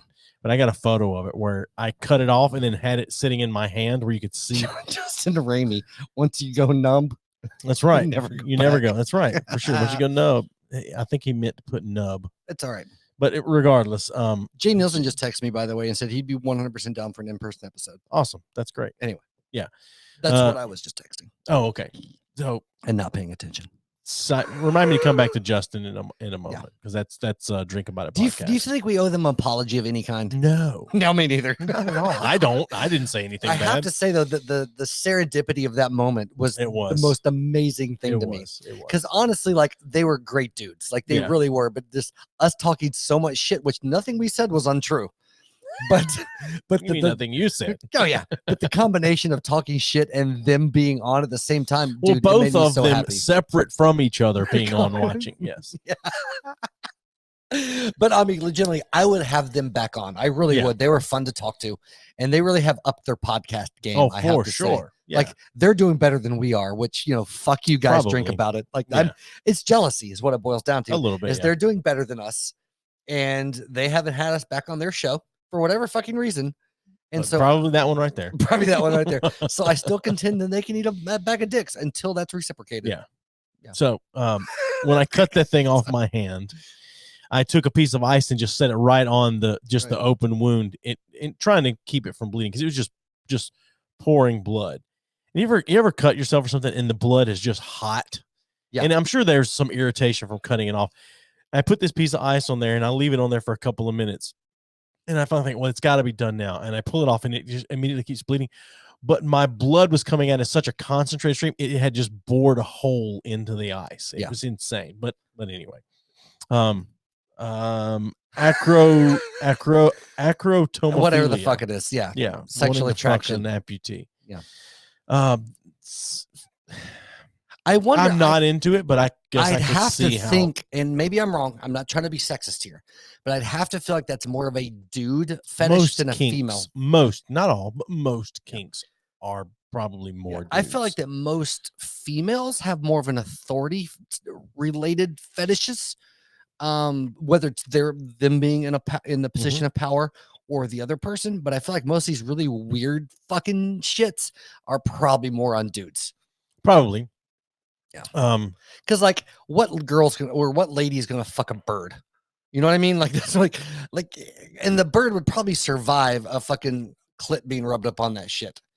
But yeah, so I just got a text from Anders that says if we decide to do an episode three, let's do Closer to Halloween and go all horror. Oh fuck yeah. So oh, you have his number. You've been texting Anders. Look at you being all fucking cool. I've just messaged him on Instagram. So I sent him a little thumbs up there real quick. But anyway. So you have Anders' number. I have Jay's number. I feel like that makes me a little more cool than you. I don't know. It's close because Anders, I feel like Anders is a direct contact. If I wanted to abuse your power. No. Yeah, if I wanted Anders to me to me. No, if I wanted to just lost another one. That's funny. If I wanted to abuse that communication that he didn't know me from anything and he gave me his phone number. Which one thing I will say. Yeah. And this not necessarily in our favor, but we both feel very strongly about not abusing relationships that we've built on the show. Except our own. Right. Well, fuck you. But I just mean like you're making my point. Yeah, but I mean we're both equally appreciative when people of any type of notoriety or just skill set that's well beyond ours agree to come on the show. Like we don't change we'll talk shit, whatever, but we're legitimately interested in talking to those people. And I'm grateful for like Jay or Anders, super cool dudes, both fucking way talented than I will fucking ever be. But they'll agree to come on and fucking shoot the shit with us. And I think that's fucking awesome. That's one of the things that makes B3F goddamn special. Yeah. we should be way more popular than we should be. And I blame every one of you assholes that listen to this shit of not sharing. And don't us. share, right? So, I don't see a single post from anyone sharing any of our posts that we're tagging. Especially Drinking About It podcast, you fucking cunts. But I've seen at least 2 or 3 this week of Jay and Anders sharing shit. Yeah. And, you know, they They've don't been stand to outstanding. benefit from this at all. No. Well, like So- what Jay said, he doesn't give a rat's ass about his reputation. He's been trying to ruin it for years. He's been 8 years now that he's been on TV. He's been trying to ruin it. So anyway. No, but like, okay, so I sincerely enjoy most of our guests that we've had, but they are 2 that have been 2 of my favorite guests that are weirdly enough the most, and they're not my favorite because of their notoriety. They're my favorite because they've been some of the fucking coolest bitches to talk to. For sure. You know. Yeah. And great, interesting things that they do. It's like I would love to set up a small forge and try to forge a knife. Right. I'll never be an ABS master bladesmith. No. Even that I would never. I'll never be. I mean, I saw some photos that Jay posted this week of a knife he just recently finished. Beautiful. Like if I owned that knife, it'd be hard for me to use it. It's so good looking. And Anders, like, and I hope to one day buy a knife from Jay and buy a glove from Anders. I don't know what I would do with that glove if I owned it, because I'd be so afraid of something happening to it that I don't know what I would do. Yeah. But anyway, back to the kink, because I'm not done yet. I know, but hold on. I just want to say this. Jay just texted me and said, Anders and I are already talking about a Halloween episode. There you go. So, yeah. Yeah, I'm excited. That's fucking weird to me, man. It is. Like, I'm just transparency on here. It's fucking insane. It is. Insane. Yeah, we need to make that. We need to try to see if we can make that on site. Like, I want to exploit this shit and start just fucking posting screenshots of our messages. Maybe Jay could get us to be. Never mind. I'm not going to say that because I said we weren't talking about that anymore.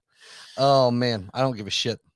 So the desire to be, which was the other one, you have, be an amputee yourself.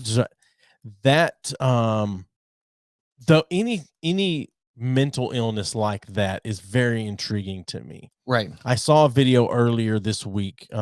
Showed up on your mom's house actually.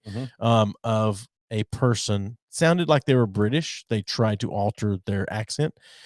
But they were laying in the hospital bed. They had had surgery. They had their eyes done and a brow lift. And it was a white guy.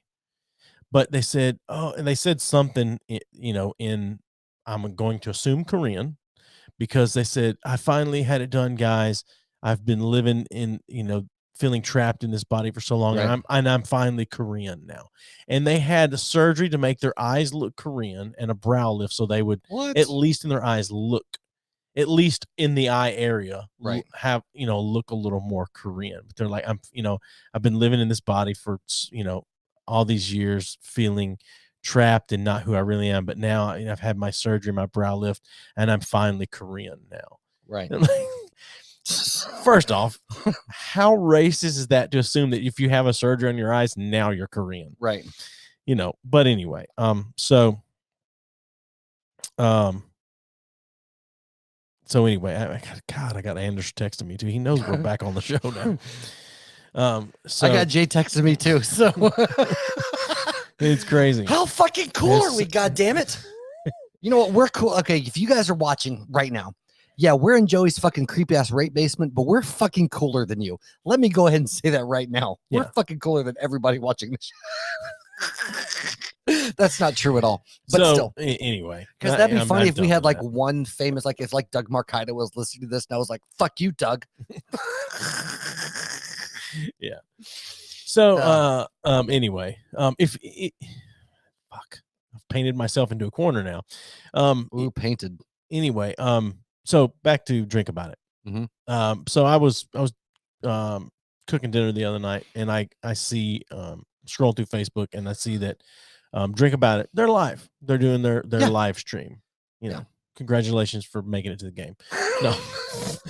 No, but so I do this anytime anybody that's quote friend of the show or we've had on or whatever, if they're doing live and I'm in the middle of something that I may not can watch, but did you call in to Drink About It? No. They weren't taking phone calls, but I put it on and was listening while I was doing dinner or whatever. Hear that, guys? And they were talking about, they know because I commented from our account, but they were doing conspiracy theories, which is really way more up your alley than mine. But I'm acutely aware of some conspiracy theories, which I would love to have a hardcore conspiracy theorist on the show.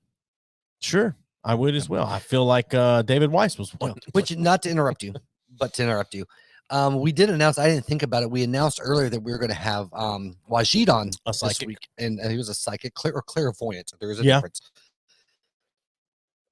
but we never announced the fact that we were changing dates with him. But right. So what happened is you sent him a message the other day and said, so I usually do all the booking for us, but it turns out my co-host booked a guest for this Saturday without telling me about a month ago. Yep. And just decided to let me know it wasn't on our calendar. But here's the thing. So I need to move your date if that's okay. We have the 25th of next month open if you want to still. Again, my sincere apologies for the mix up and last minute change.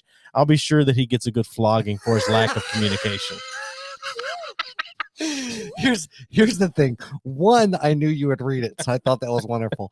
Two, it's way more of a believable thing to be. You're like, right. Oh, we had some. Let me rephrase it. It's way less of a dickish thing. Sure. For guests to be like, oh, hey, we got somebody way cooler than you that we're fucking bumping for your ass. That you were bumping for him. Yeah.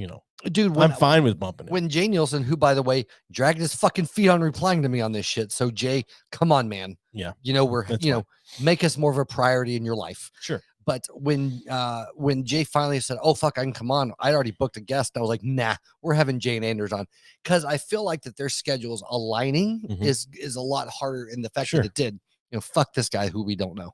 Yeah. I'm sure it'll be great. I'm excited to have him. He's probably like you said, he's a psychic, so he probably knows you're lying to him already. So anyway, drink about it. So they're broadcasting the other night, and so I put it on, and they're talking conspiracy theories, and Lee brings up the whole the thought that Walt Disney has had himself or his head cryogenically frozen, right, and that's one of the first things I heard, but he said chronologically frozen, right, and so. Chronologically? Okay, so he said chronologically, which Justin ended up correcting him on it, but that's good for but Justin. that was my Andy. That's what I commented on there. Just said, "What's up, you chronological fucks?" Right. So anyway, but they talk some interesting. Yeah, no, and here's the thing. Like, I still think it's hilarious how that all works, because you know me, I'll talk shit about anybody anytime, but I was laying it on heavy.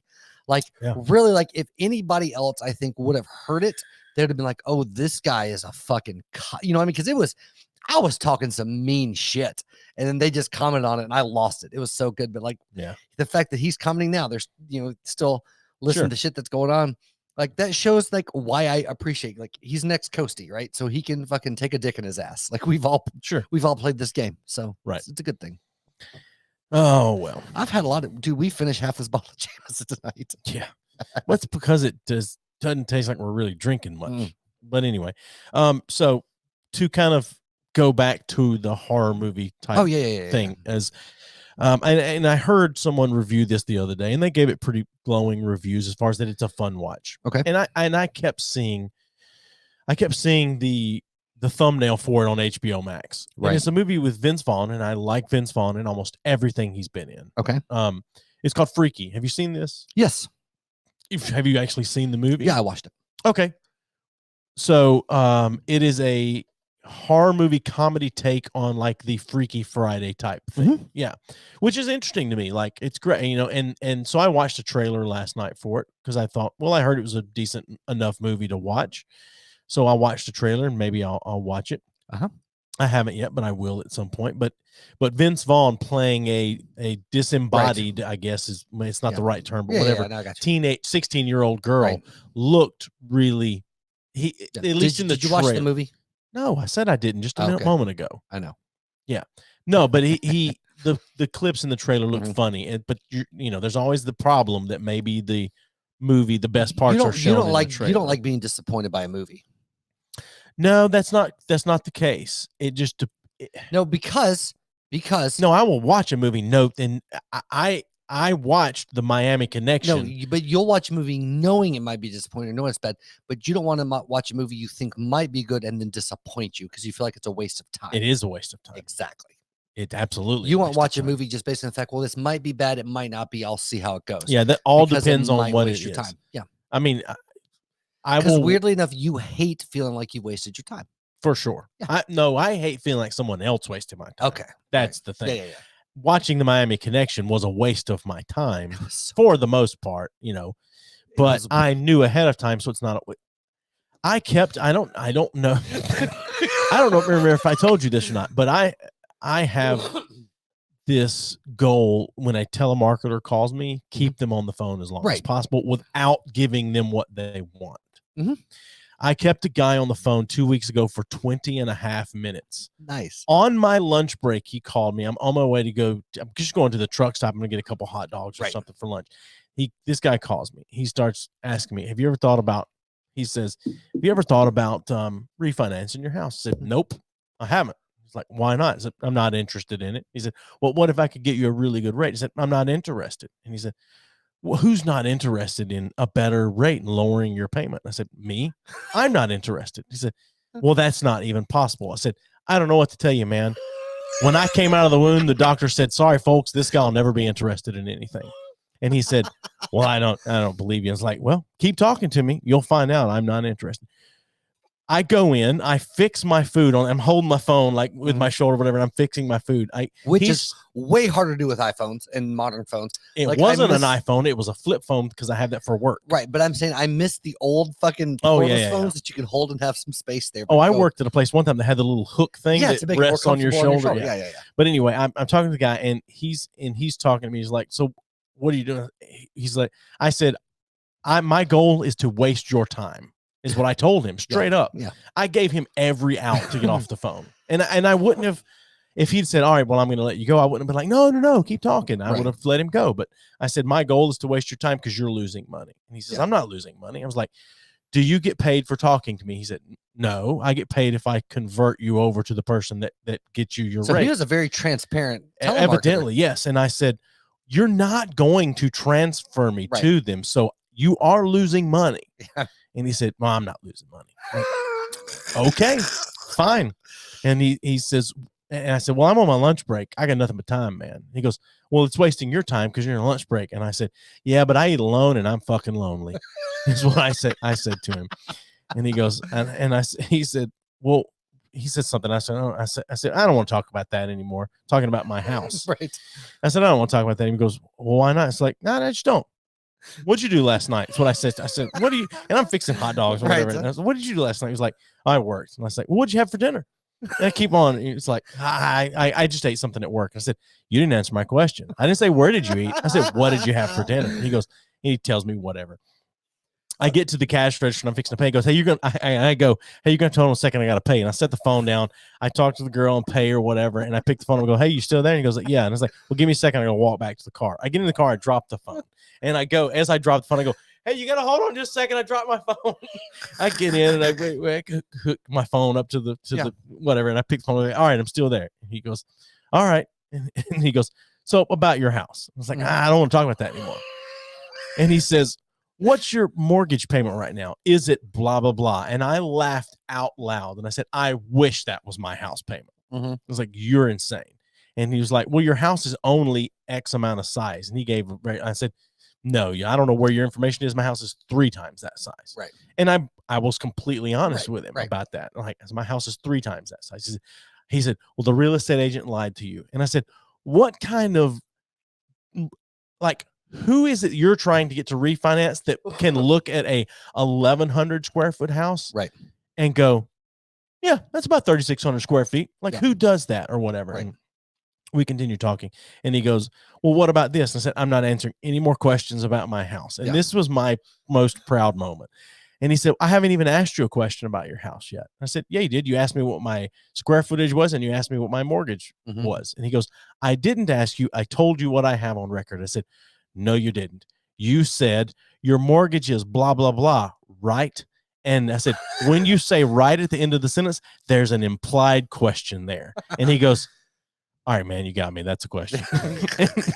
So we talked for like 6 more minutes or whatever. And I finally, he said, I told him, I said, I've asked you guys to remove me from your calling list. And he said, no, you haven't. Because if you had, we would remove you. And I said, well, that's not true.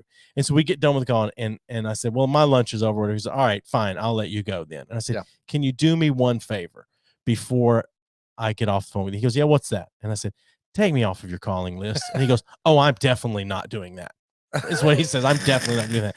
And he hung the phone up. And as soon as he hung the phone up, I was like, fuck me. I never once said, will you be a guest on my podcast? Oh, man. Because I would have totally done that. But anyway. So here's the funny thing is that whole thing, which you're getting to, that whole technical, yes, you have asked me questions.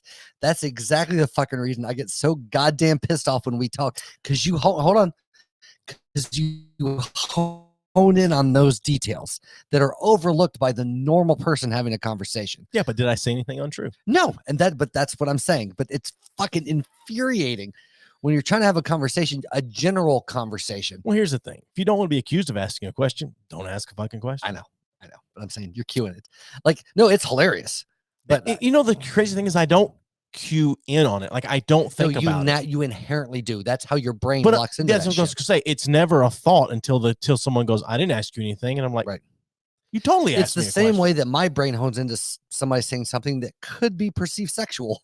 Like, it's just there. I noticed it immediately. I noticed some things like that a lot. I notice everything. There was a guy at work the other day that said something about, look, you know, we're just going to come hard when it gets to this or whatever. And like the whole time I was going, yeah, don't laugh. Yep.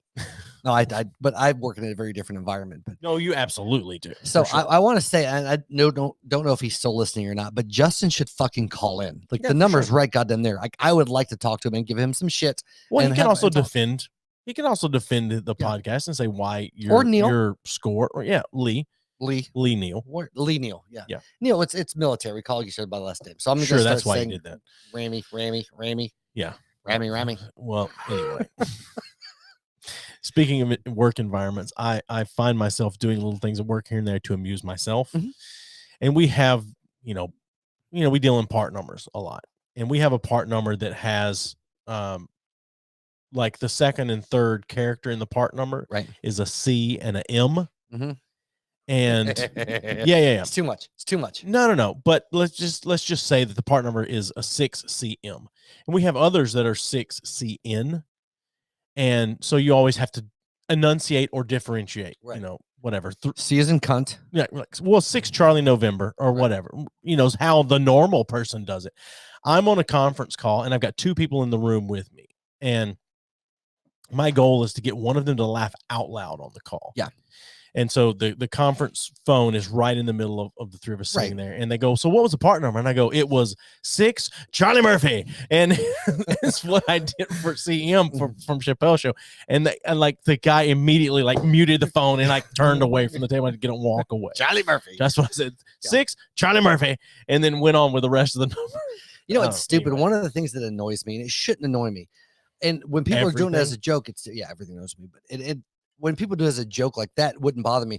But when people legitimately, when you're talking to somebody on the phone and they use the alphabet, but instead of using the phonetic alphabet, they just say names. Charlie, Mike, whatever. They just use shit that sounds with C or M. Yeah. Like they'd be like, well, like 6 Costco. C is in chocolate, or and like an M is in monastery. You're like, the fuck is wrong with you, man? I keep the phonetic alphabet taped to my computer monitor in case I forget. Dude, the phonetic alphabet has been raped into my brain. Oh, I know it has. Yeah, for sure. Well, that, and we had one military people, pilots, everybody knows. Yeah. So I'm part of it's weird. So the Coast Guard has a station and it's right off the Arctic Circle. One of the places I was at, in Port Clarence. Mm-hmm. And it's the only land-based unit you can get inducted into the Blue Nose. It's a Coast Guard Hall of Fame. No.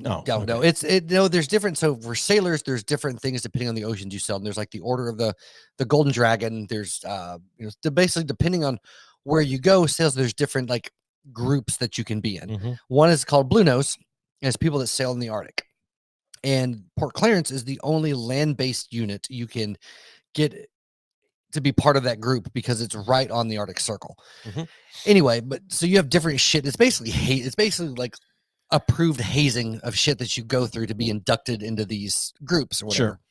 And it's like one of the things we had to fucking do is in the goddamn wintertime when it's fucking however goddamn negative, whatever, you get sprayed down, or one of the things that my unit did, you got sprayed down with a fucking fire hose standing out in sub-zero fucking weather. I remember you telling me at some point it was -70. Whatever it was, but we had hit that at one point in time, but it's fucking we had to recite the phonetic alphabet backwards while getting hosed down with a goddamn fucking fire hose.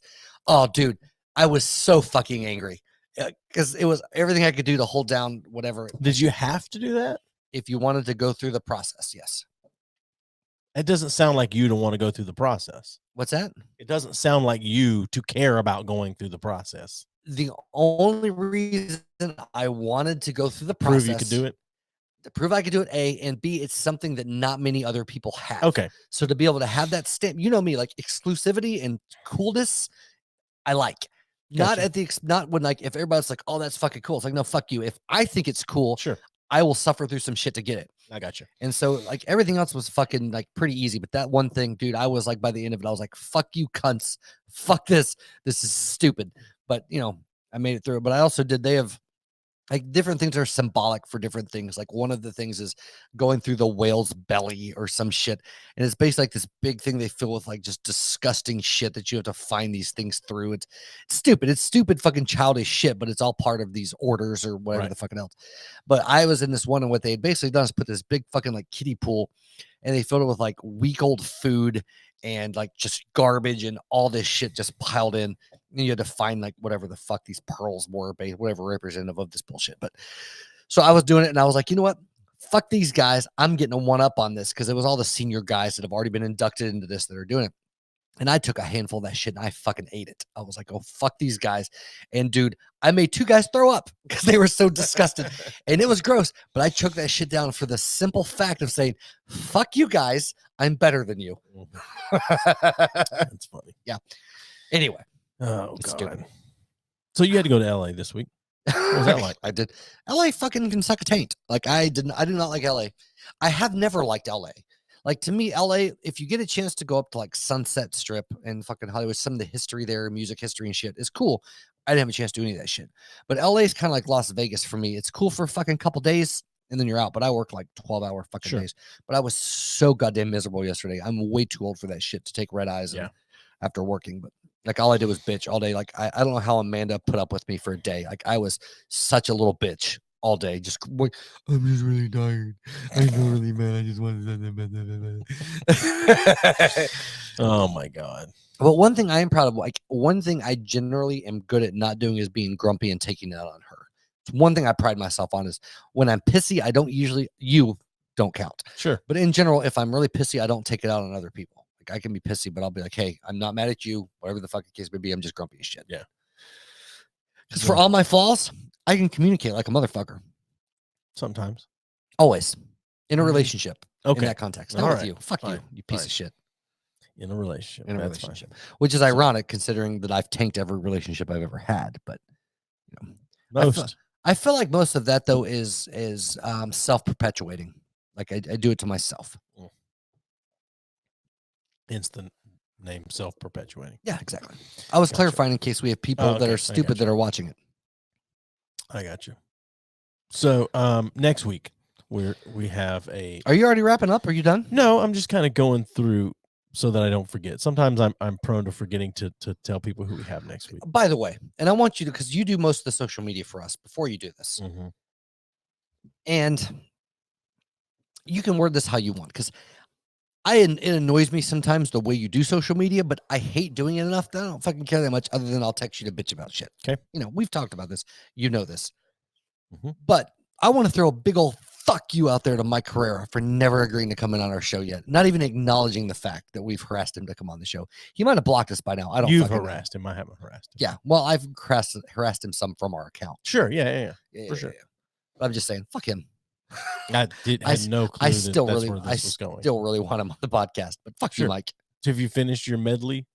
Yes, I just haven't recorded it yet. I haven't gotten it like to where it's smooth all the way through. Gotcha. But it's going to be glorious, and I'm still going to do it because I still really want him on the podcast. But I'm just angry at this point in time that he hasn't. When he's on the podcast, will you say to him, "Fuck you for not responding to any of our messages"? Oh, I absolutely will. I absolutely will. Okay. But it'll be more. You'll do it jokingly. No. It'll be like, dude, I've been trying to get you on this thing forever with normal requests, and you haven't answered. So fuck you for that. I will say that jokingly. That's not joking. Yes, it is. No, it's my way of saying shit seriously that gets taken as a joke. That's not my problem. How it's taken. No, but you're doing it on purpose. Don't mean it. Yeah. Yeah, that's what I'm saying. It's joking. You're doing it so that it's taken as a joke. Well, how am I supposed to do it? Then be like, fuck you, you dick, and then just leave it. Yeah. You are supposed to. Like, I've tried to get you on. No, here what for you months. do is you really you do it right before we start recording. Okay. It's not on air. It's nothing. Yeah. So. Fuck you for not coming on Sitter, you cunt. Nah. Is that a little much? Nah, I don't know. Yeah. Anyway, you tattooed rock and roll punk rock beautiful cunt. Yeah. So next week we have Dumbass Dudes podcast on. Yeah. I don't know how they're going to be. I honestly haven't listened to any of. I think we have 2 of the 3 anyway, right? 2 of the 4. 2 of the 4 that are coming. Have you listened to any other episodes yet? Short bites here and there. How are they? Have had some time. They're okay. I had fun with the 90s dudes. No, I had a lot of fun. And I say they're okay. Not to say they're bad. Like, I have my specific things I really like to listen to. Yeah. And so it would take me listening for a while to really know if I'm really into it or not. So I don't listen to any podcasts ever. Yeah. So other than Time Suck, I listen to Time Suck because I like them. Sure. I actually emailed them one time. I was like, hey, does Dan want to come on? And they were like, no. Yeah, of course. But they replied. So, I'll take that as a win. Sure. Right. Like, I respect people more for replying and be like, no, fuck no, than people that just never reply. That's for sure. Like, I enjoy getting the no because then there's a clear line of, no, fuck you guys. Like, okay. Because then I can remember one day when they're going to be like, hey, can we come on your podcast? I can be like, fuck no. And then I'll be like, no, just kidding. I'm fucking shameless and I'll have you on my show. Yeah, for sure. Yeah. Anyway. Hey, we gained a listener. Goddamn. Who? I don't fucking care.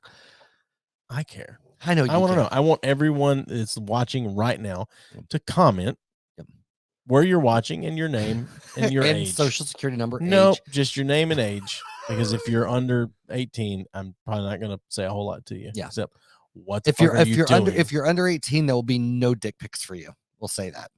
Mm-hmm. So, yeah, because we had said it. By the way, did you read the thing about Bob Dylan?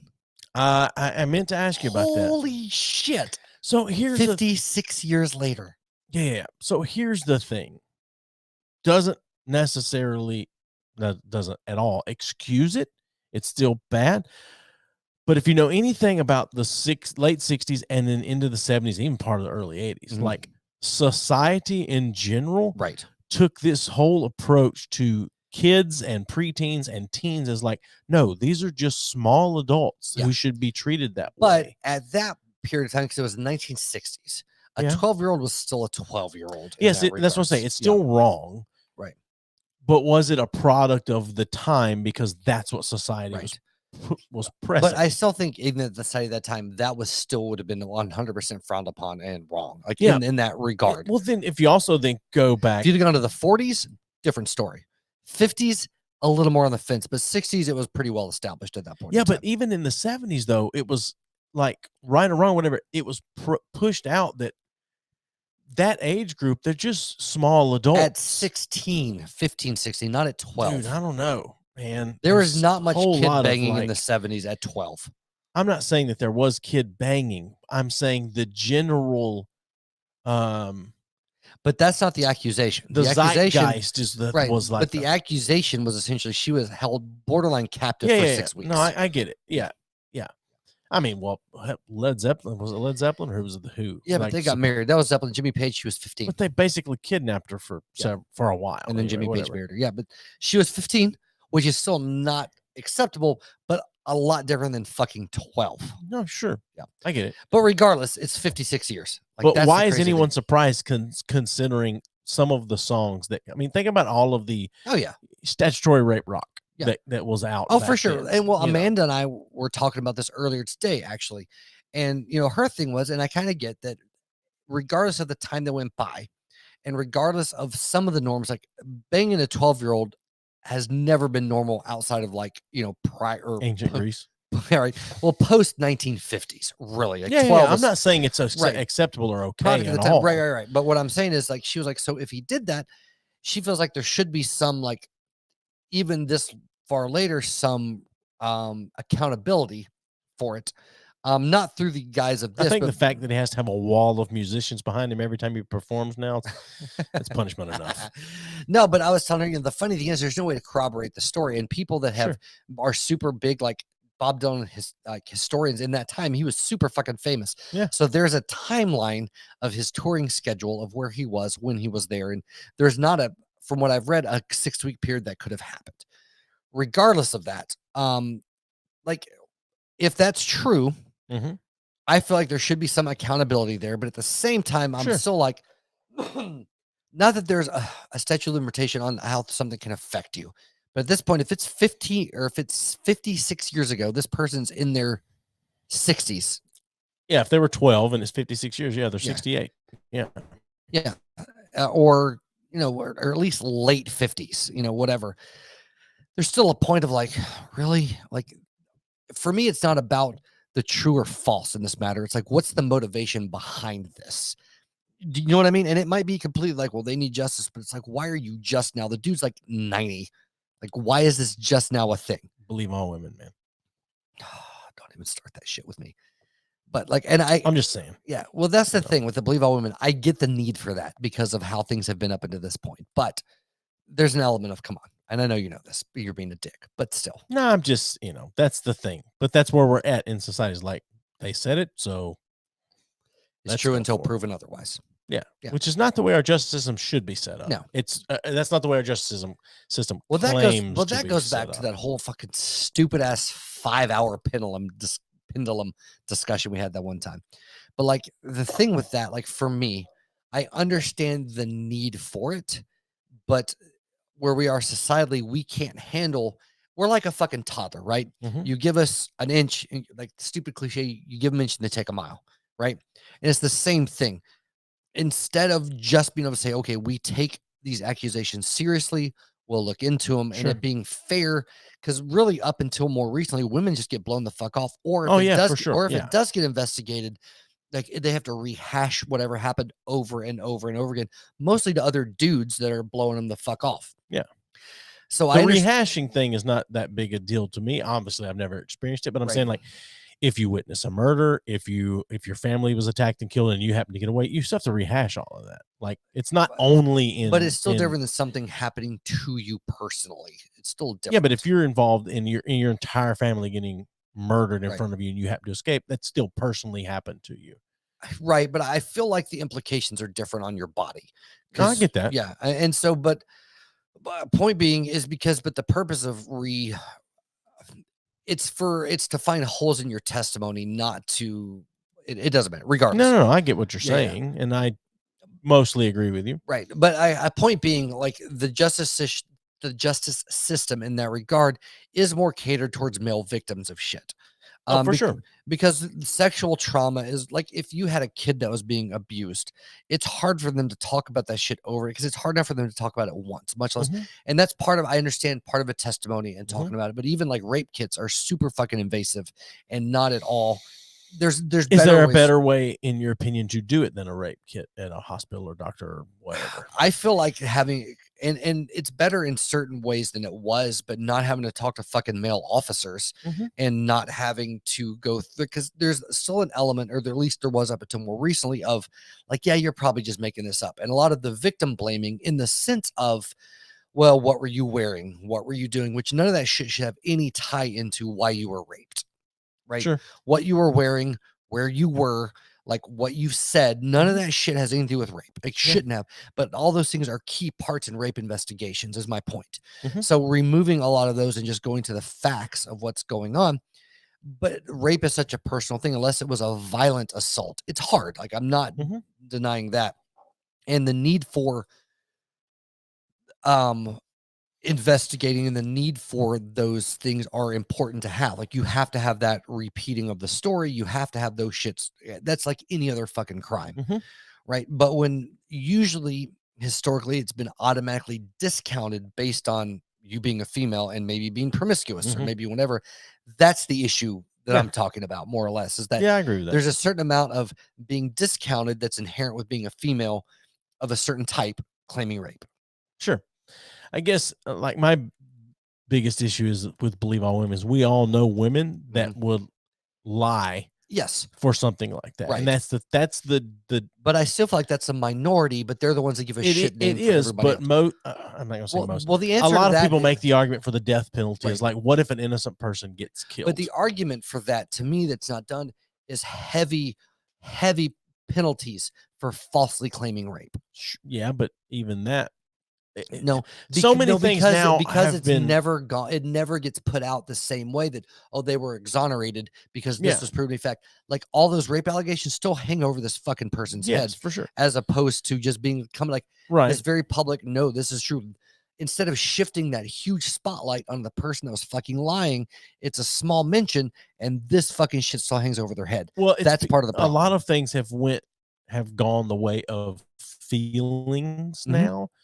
Right. And if you feel like what happened to you was Right. rape, even if the person didn't actually rape you or whatever, you couldn't then stiff penalty and really hang in the court of public opinion Right.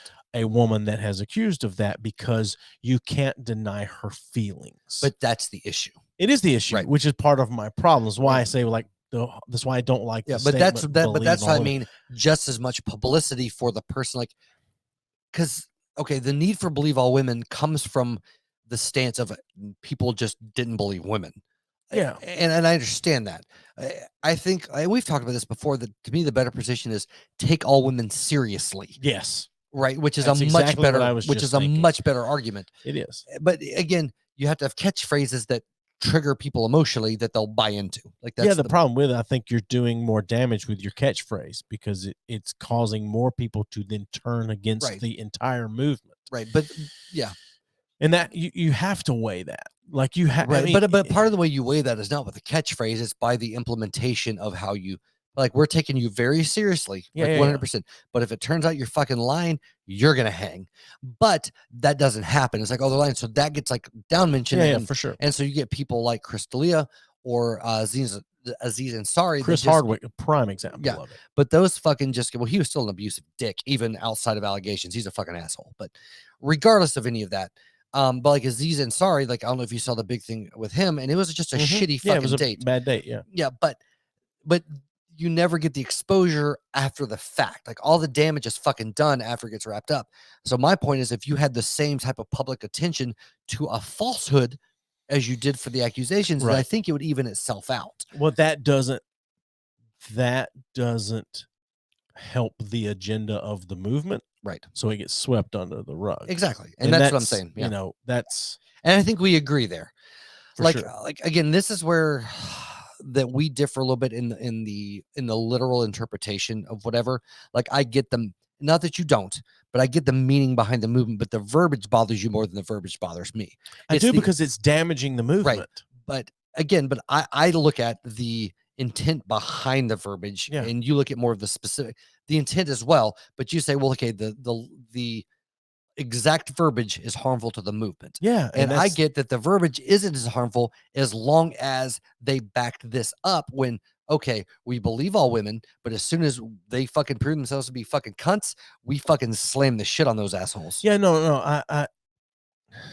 I'm just checking if you converse. I don't know who Eden 7 is, The Twitch. but chat. let me Yeah, you're on Twitch. Yeah, we converse with you. So yeah. But that's my thing is like, currently that's not what's happening the way you're saying Right. it should happen. Well, it's all ideals. It is, but so you don't, your phrasing. So here's a prime example of where I agree with the phrase. Mhm. Here's a prime example of the opposite. Right. For me, Black Lives Matter. Right. Completely agree with that phrase. The group, the socio-political group that Right. you can go to their website, Black Lives Matter, are the ones doing the damage. Right.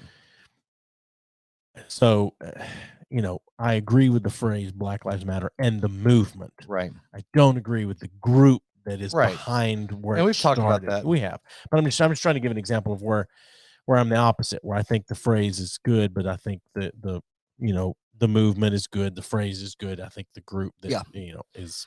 Yeah, I'm going to bullshit. interrupt you just a second. Eden 7 from Twitch actually What does that say? says, "Hi, just checking in if you converse with the Twitch chat." And she said, I'm assuming, see, maybe it's a he. I don't know, but oh, hi. How I said that we dare do. you assume their gender? Because I'm a fucking asshole. That's why. But anyway, We but I told him that we ignore everyone, everyone, but we still love you. Yeah, call us, Eden. You got Yeah. something you want to talk I don't know about? if they can see the number on Twitch. I've never watched this on Twitch because Well, it looks like this. yeah, comment, asshole, don't assume. Yes, I should assume. It looks like that one comment you put on there went to I YouTube. shot it to every platform. Gotcha. Just so I see. Eden. I thought it said Eden. Eden 7. End 7. I wanted them to feel included in our conversation. End in 7. I don't know what that means. I don't whatever. care. I don't care. They're probably very nice, but I don't care what their name means. Yeah. I know. I am sometimes interested in where people get their handles from. But yeah, I got it, motherfucker. We read it. So what I was saying is like, no, I get it, and I 100% agree to a point. I look at things differently. That's one of the things we view things differently. For me, it's like, what's more important, the outcome or your crazy catchphrase? The income. Yeah. The income. Yeah. No, the innard come. Oh no, I meant like. Oh, by the way, is innards not a disgusting word? If you're like, oh man, I'm gonna get it. Or one of my least favorite phrases for fucking is I got up in them guts. Jesus Christ. It's so weird. It is. No, anyway. And the funny thing is like we agree on the overall concept of most of this shit. We just disagree a lot of times on the execution of said concept. Yeah, and semantics. We do disagree on semantics so much, but the funny thing is we agree on the end goal. But you are much better at articulating your specifics than I am at my concepts, at least on this fucking podcast. But my specifics are my concepts. I know. But point being is when we argue, it comes across so much better in your favor for you on this show. Sure. But us talking about things off of the show, we're pretty even. Like we talk about things pretty rationally. Like I get so worked up. Like I do not articulate well on this show, and it pisses me off every time. Every time it makes me so mad. And you enjoy it. You love. You revel in the fact that I get pissed and backtrack on this show. No. But it's not just you. I enjoy when anyone gets pissed off about something and then they start backtracking. Yeah, I do. But it's because I don't understand. What is that microphone being in front of your face? What does that do to you that makes you not be able to articulate what you mean? I think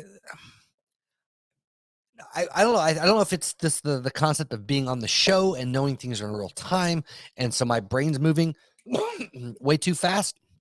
But it's just I don't know what it is. But I tend to be because you and I are very much how we are in real life on this show, right? But it's a little more advanced because we're moving through things. So whatever the fuck excuse that I have, my brain's running over here. But I don't know. I don't know why I cannot articulate an argument on here, or if I can.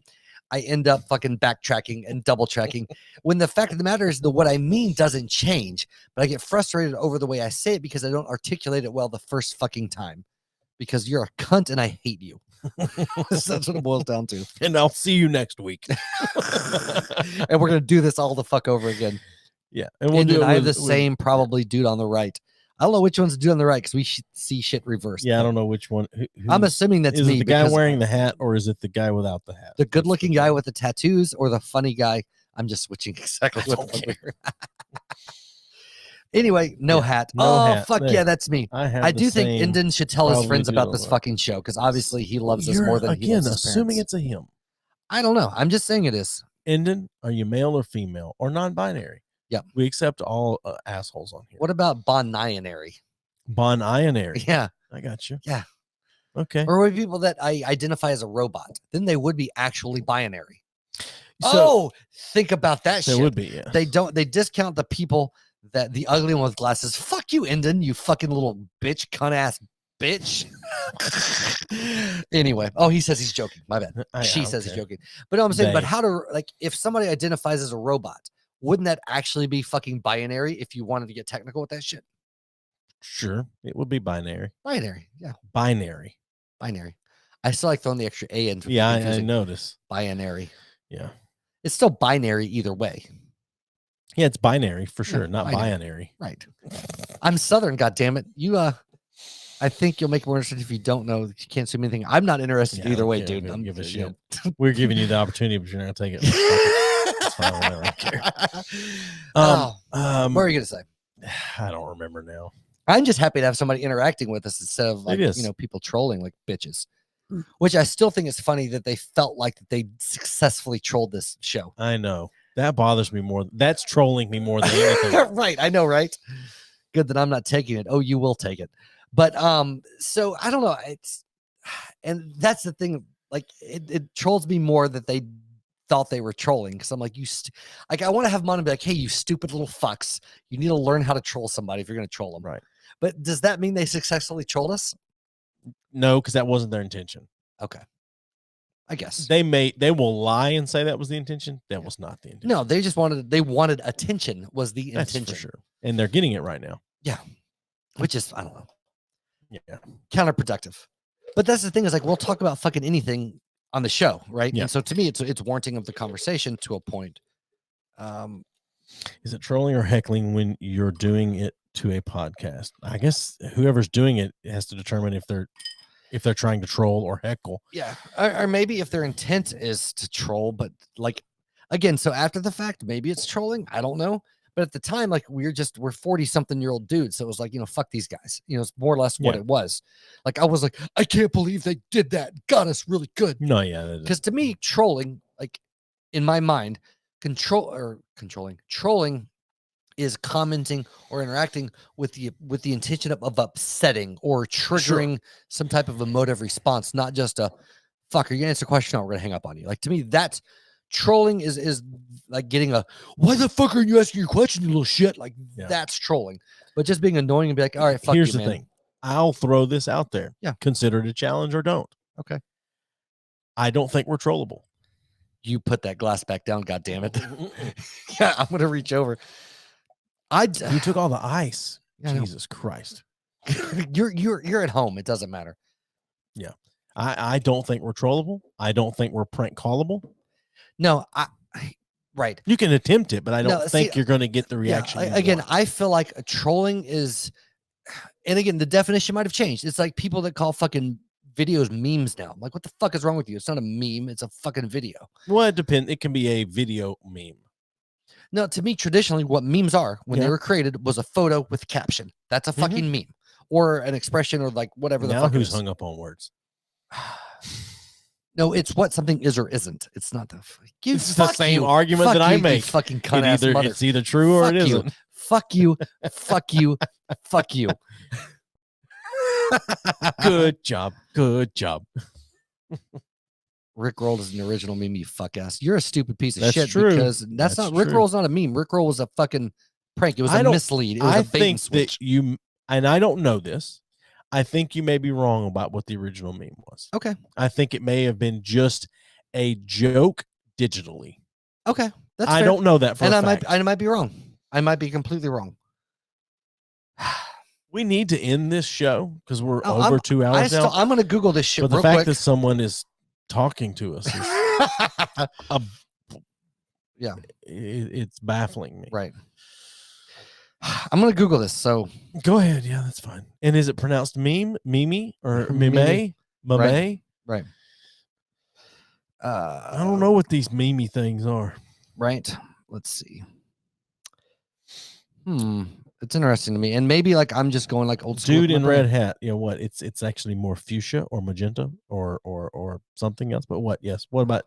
I'm with Dragon Ball Z. Dragon Ball Z. Oh, because you're wearing a fuck ever. Okay. I'm going to look at so. All right, so this has a much more loose definition of meme than I. So to me, or to this, accordingly, and I'm going to summarize, as a meme was just a way to make a statement with a video or with an image, and then became video. So okay. So in that, I was wrong. So it's evolved. So, but to me, I guess in my mind, a meme, at least earlier, was started out whatever. The dude saying Rick Roll was a meme is a fucking stupid piece of shit. But because Rick Roll was a fucking misdirect. It was a prank essentially. It wasn't a meme because it wasn't a statement. But since it's a video, and meant to do. I don't remember what the 'cause definition you said. Is it not? Does it not still fall under the umbrella of I men? think it would now, but originally a Rickroll, the whole concept, because you do it via text message, Sure. you do it via link, be like, hey, check out this sweet link. Like, it wasn't meant to, like, you didn't post it on something as a statement or as a joke. It was more or less a prank you played on someone. Yeah. Like, to me, Okay. it was one of the first digital pranks is how I would view that in Gotcha. my brain. Like, a Rickroll was a full-on misdirect. Be like, oh yeah, I saw this video of this, you should check it out, and it fucking Rickrolled. Yeah. And that's, you know, exponentially increased. Like before, they showed preview links on fucking video, sending somebody lemonparty.com. Yeah. You know, check out this sweet fucking site I found. And then they go and there's a bunch of old people fucking each other. This shit was amazing. So someone rickrolled Loveline, and they did it brilliantly. They called and they talked about that they went to go see their girlfriend, or they came home or something, like their girlfriend's going to come see them, and their girlfriend had left a letter for them. And they sounded very brokenhearted over this. And they're like, and you know, she said all these things in the letter, and I'm not sure what it means, what, I don't know. And like, this is Dr. Drew and Adam back in Loveland. They're like, what is it? Like, so what did the letter say? Right. And they're like, well, it says whatever. And then it went through and it was like, you know, I'm never going to give you up. And so read the lyrics to it. Yeah, and which is fucking great. It is great. It was great. And that's one of the rare times that someone maybe, was able to trick and maybe them. Rickroll's the original troll, like one of the original trolls. It's great. I would throw that out. It's I mean, great. Yeah, but they're the original digital. I trolling. appreciate a good Rick rolling. Yeah, for sure. So I guess this begs the definition. And the thing with a lot of things digital is it can vary depending on the interpretation, right? And like, so my goal would be like the dude earlier said, or girl, or whoever the fuck it is, made this comment is that's a pretty big ego if you think you're non-trollable. And Yeah, I think but I think that would say, what's your definition of trolling? If it's to get a reaction, then sure, everybody's fucking trollable because it might not be. It depends on what the reaction you're going for. I just don't think you're going to get the reaction that from us that most people are looking for. Because I look at trolling as to elicit a reaction of anger or offense or something along those. Like somebody, that's what I'm saying. Like somebody getting irritated to me is you didn't troll them. They're like, you're fucking being annoying. Like that's for sure anybody. But to me, like a troll is when you get somebody really fucking worked up about something. Sure. That's trolling somebody, in my opinion. Yeah, I think young people nowadays look at any crazy thing you say to someone online is trolling. Yeah. Or whatever. So, all right. Wikipedia says Rickroll is a meme. Okay, good for them. Yeah, the problem with Wikipedia it's also is Wikipedia. I could go on Wikipedia right now and put that Rickroll is a porn, and it is. Well, in the words of Michael Scott, it's on Wikipedia, so it must be true. All right. All right. Endon, man. Thank you. We appreciate you interacting with us. Non-binary man. Right. Fucking robot. Fucking DJing that man clit. Whatever the fuck's going on. Whatever it is. All right, hold on a minute. I gotta stop for a second. Okay. Hypothetical for you. Hypothetical. Bring it. Would you rather have penis-sized nipples or nipple-sized penis? Ooh. Well, what's are we going average American penis size? Yes. So like 5 inches. Or whatever as my wife says, oh yeah, totally average American penis is totally like half an inch. You're totally good. No. So would you rather have, let's just say the average is 5 inches. Let's just go with it. I don't know what the average is, but let's just say average is 5.5, I think is American average. So 5 to 6. But you got to look at girth and length. But I'm just talking about general length. All right. So would you rather have penis-sized nipples or nipple-sized penis? Nipple-sized penis. Yeah, I think that is the better thing. And I can tell you why. Because I might not please anyone else with a nipple-sized penis, but I can fucking please myself. And if I have penis-sized nipples, then nobody's going to want to fuck me, except for a select few of really weird people that I don't know if I want to fuck. So I heard someone else call into another podcast and present this, and I thought, I wonder what Steve would think about this. I heard Andy's fiance say, you absolutely want a nipple-sized penis because no woman is going out in public with you with penis-sized nipples. Absolutely. So you can work your own stuff out in private in your bedroom with your woman. I mean, blowjobs would be a piece of cake. Yeah. So dude says nipple-sized penis is just an oversized clit. And there's nothing wrong with an oversized clit. So those are awesome. But there is some weird shit about some really fucking huge nipples. Like even if it was a super hot woman and they had nipples like fucking 6 inches long, I'd be like, nah, I'm good. I don't care how. Nah, I'm good. Maybe you have then you're gonna be sucking those nipples. acrotomophilia and you're gonna Right. amputate some of them. Because then you just then you're like sucking some nipples and you're like deep throat that shit. What the fuck did I walk into? You walked into magic there. Happened in the 90s, yeah, boys. I'm telling you, you guys are late. We're fixing to get out of here. But before we sign off after the end of all this, I want to really thank Jay Neilson and fucking Anders for coming on. They're always fucking fantastic. Yep. And the guys we had on last week happened in the 90s, Matt and Steve. Check out go check them out. I would like to add them, since if they're watching right now, I would like to say, hey guys, we'd like to have you include you as friends of the show if you wouldn't mind us shouting you out every week. But with that being said, if you want a spread neck t-shirt, which are fucking ridiculous, we'd be glad to hook you up with one. We're going to be coming out with a contest pretty soon.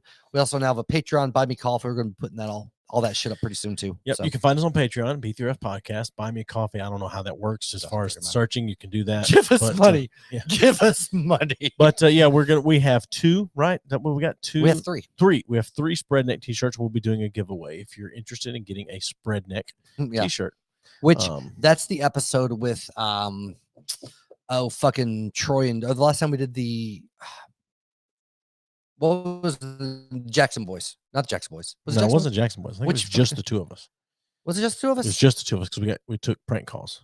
Oh, okay. Whatever. Well, we didn't know it was a prank call. It doesn't fucking matter. Anyway, it's based off a prank call. It's funny as shit. But why orange though? No one wears orange because it's like a goddamn fucking caution cone. You fucking little bitch. Anyway, episode 105. Episode 105. 2 episodes if you listen ago. to it, it's because it's a spread neck and it was pretty fucking fantastic. Yeah, it's orange and it's ugly as fuck, but it's funny as shit. If you've listened to the episode, I think it is. I think it's funny. Yeah, it's fine. But we're going to be launching a new shop pretty soon where you will be able to order all kinds of merch, stickers, handbags, underwear, thongs, fucking if you t-shirts. go one of our tiers on the on Patreon, you'll get free sticker, free shirt, stuff like that. So, and also we have our website b3fpodcast.com where you can listen to all these episodes. But we also have a tab called Tell Us What You Really Think, and you can literally it's completely anonymous. You don't have the only way you could let us know who you are is if in the comments you put your name in there. But you can give us completely anonymous. We'd appreciate a rating review on all the major platforms. Yes. But on this place you can tell us exactly. You can review us. You can rate us 1 to 5 stars, and we have no idea who the fuck it is. So go crazy. If you love us, tell us. If you hate us, tell us. We're fucking all about it. And tell your friends that have never listened to an episode. We're fine with that too. Yeah. And Endon, share us on Twitch. Let people know we have nothing to do with video games. Yeah, because I think we have like 2 people that listen to us on Twitch. So whatever. You know, I'm all about it. Anyway, you know what? We should start streaming. We should start playing video games. And I want Endon to be my best friend now. Endon to be your best friend. Endon, you know what? If you ever quit, when you ever quit, I'm gonna have Endon replace you. Okay, that's fair. Endon can. Hey, Endon, you want to be my my replacement as a host when I quit this fucking piece of shit show? There we go. Anyway, all right, dude. Legitimately though, fucking had a good time tonight. Boom. No. Yeah. We just start signing off. Like, find some really fucking like old like person statement, and like, oh, the weather's gonna be nice tomorrow. Fucking sign off. I was thinking like cowabunga. Cowabunga. Yeah, radical. All right. Totally tubular. Dumbass Dudes podcast is going to be on with us. At least, two of the group will be on with us next week. Yeah. And we will be live at 8 Eastern. Yep. All new episodes every Monday at 6 a.m. Eastern time. And then this video will come down tonight and go back up on Wednesday. Yep. And if you're just like, for some reason, tuned in over the last hour, we had Jay Neilson and Anders on. Anders Eriksen, the guy that makes Freddy Krueger's fucking gloves. Or at least, Robert England's gloves for the cons and shit. Both super fucking talented dudes. Yep. A few technical glitches over it, like people talking over each other. There's a crazy delay, but all in all, great dudes to talk to. Yeah, it was really a good fun. So until next time. Yeah, until next time. Good We'll see you guys. Give us a thumbs up on Facebook at B3F Podcast. Follow us on Twitter and Twitch at B3F Podcast, and on Instagram at B3F_podcast. YouTube has all of our videos. Support us on Patreon or buy me a coffee at B3F Podcast. Send all your questions or comments to admin at B3FPodcast.com. Find us online at B3FPodcast.com. Rate us and review us wherever you listen. And as always, thanks for listening.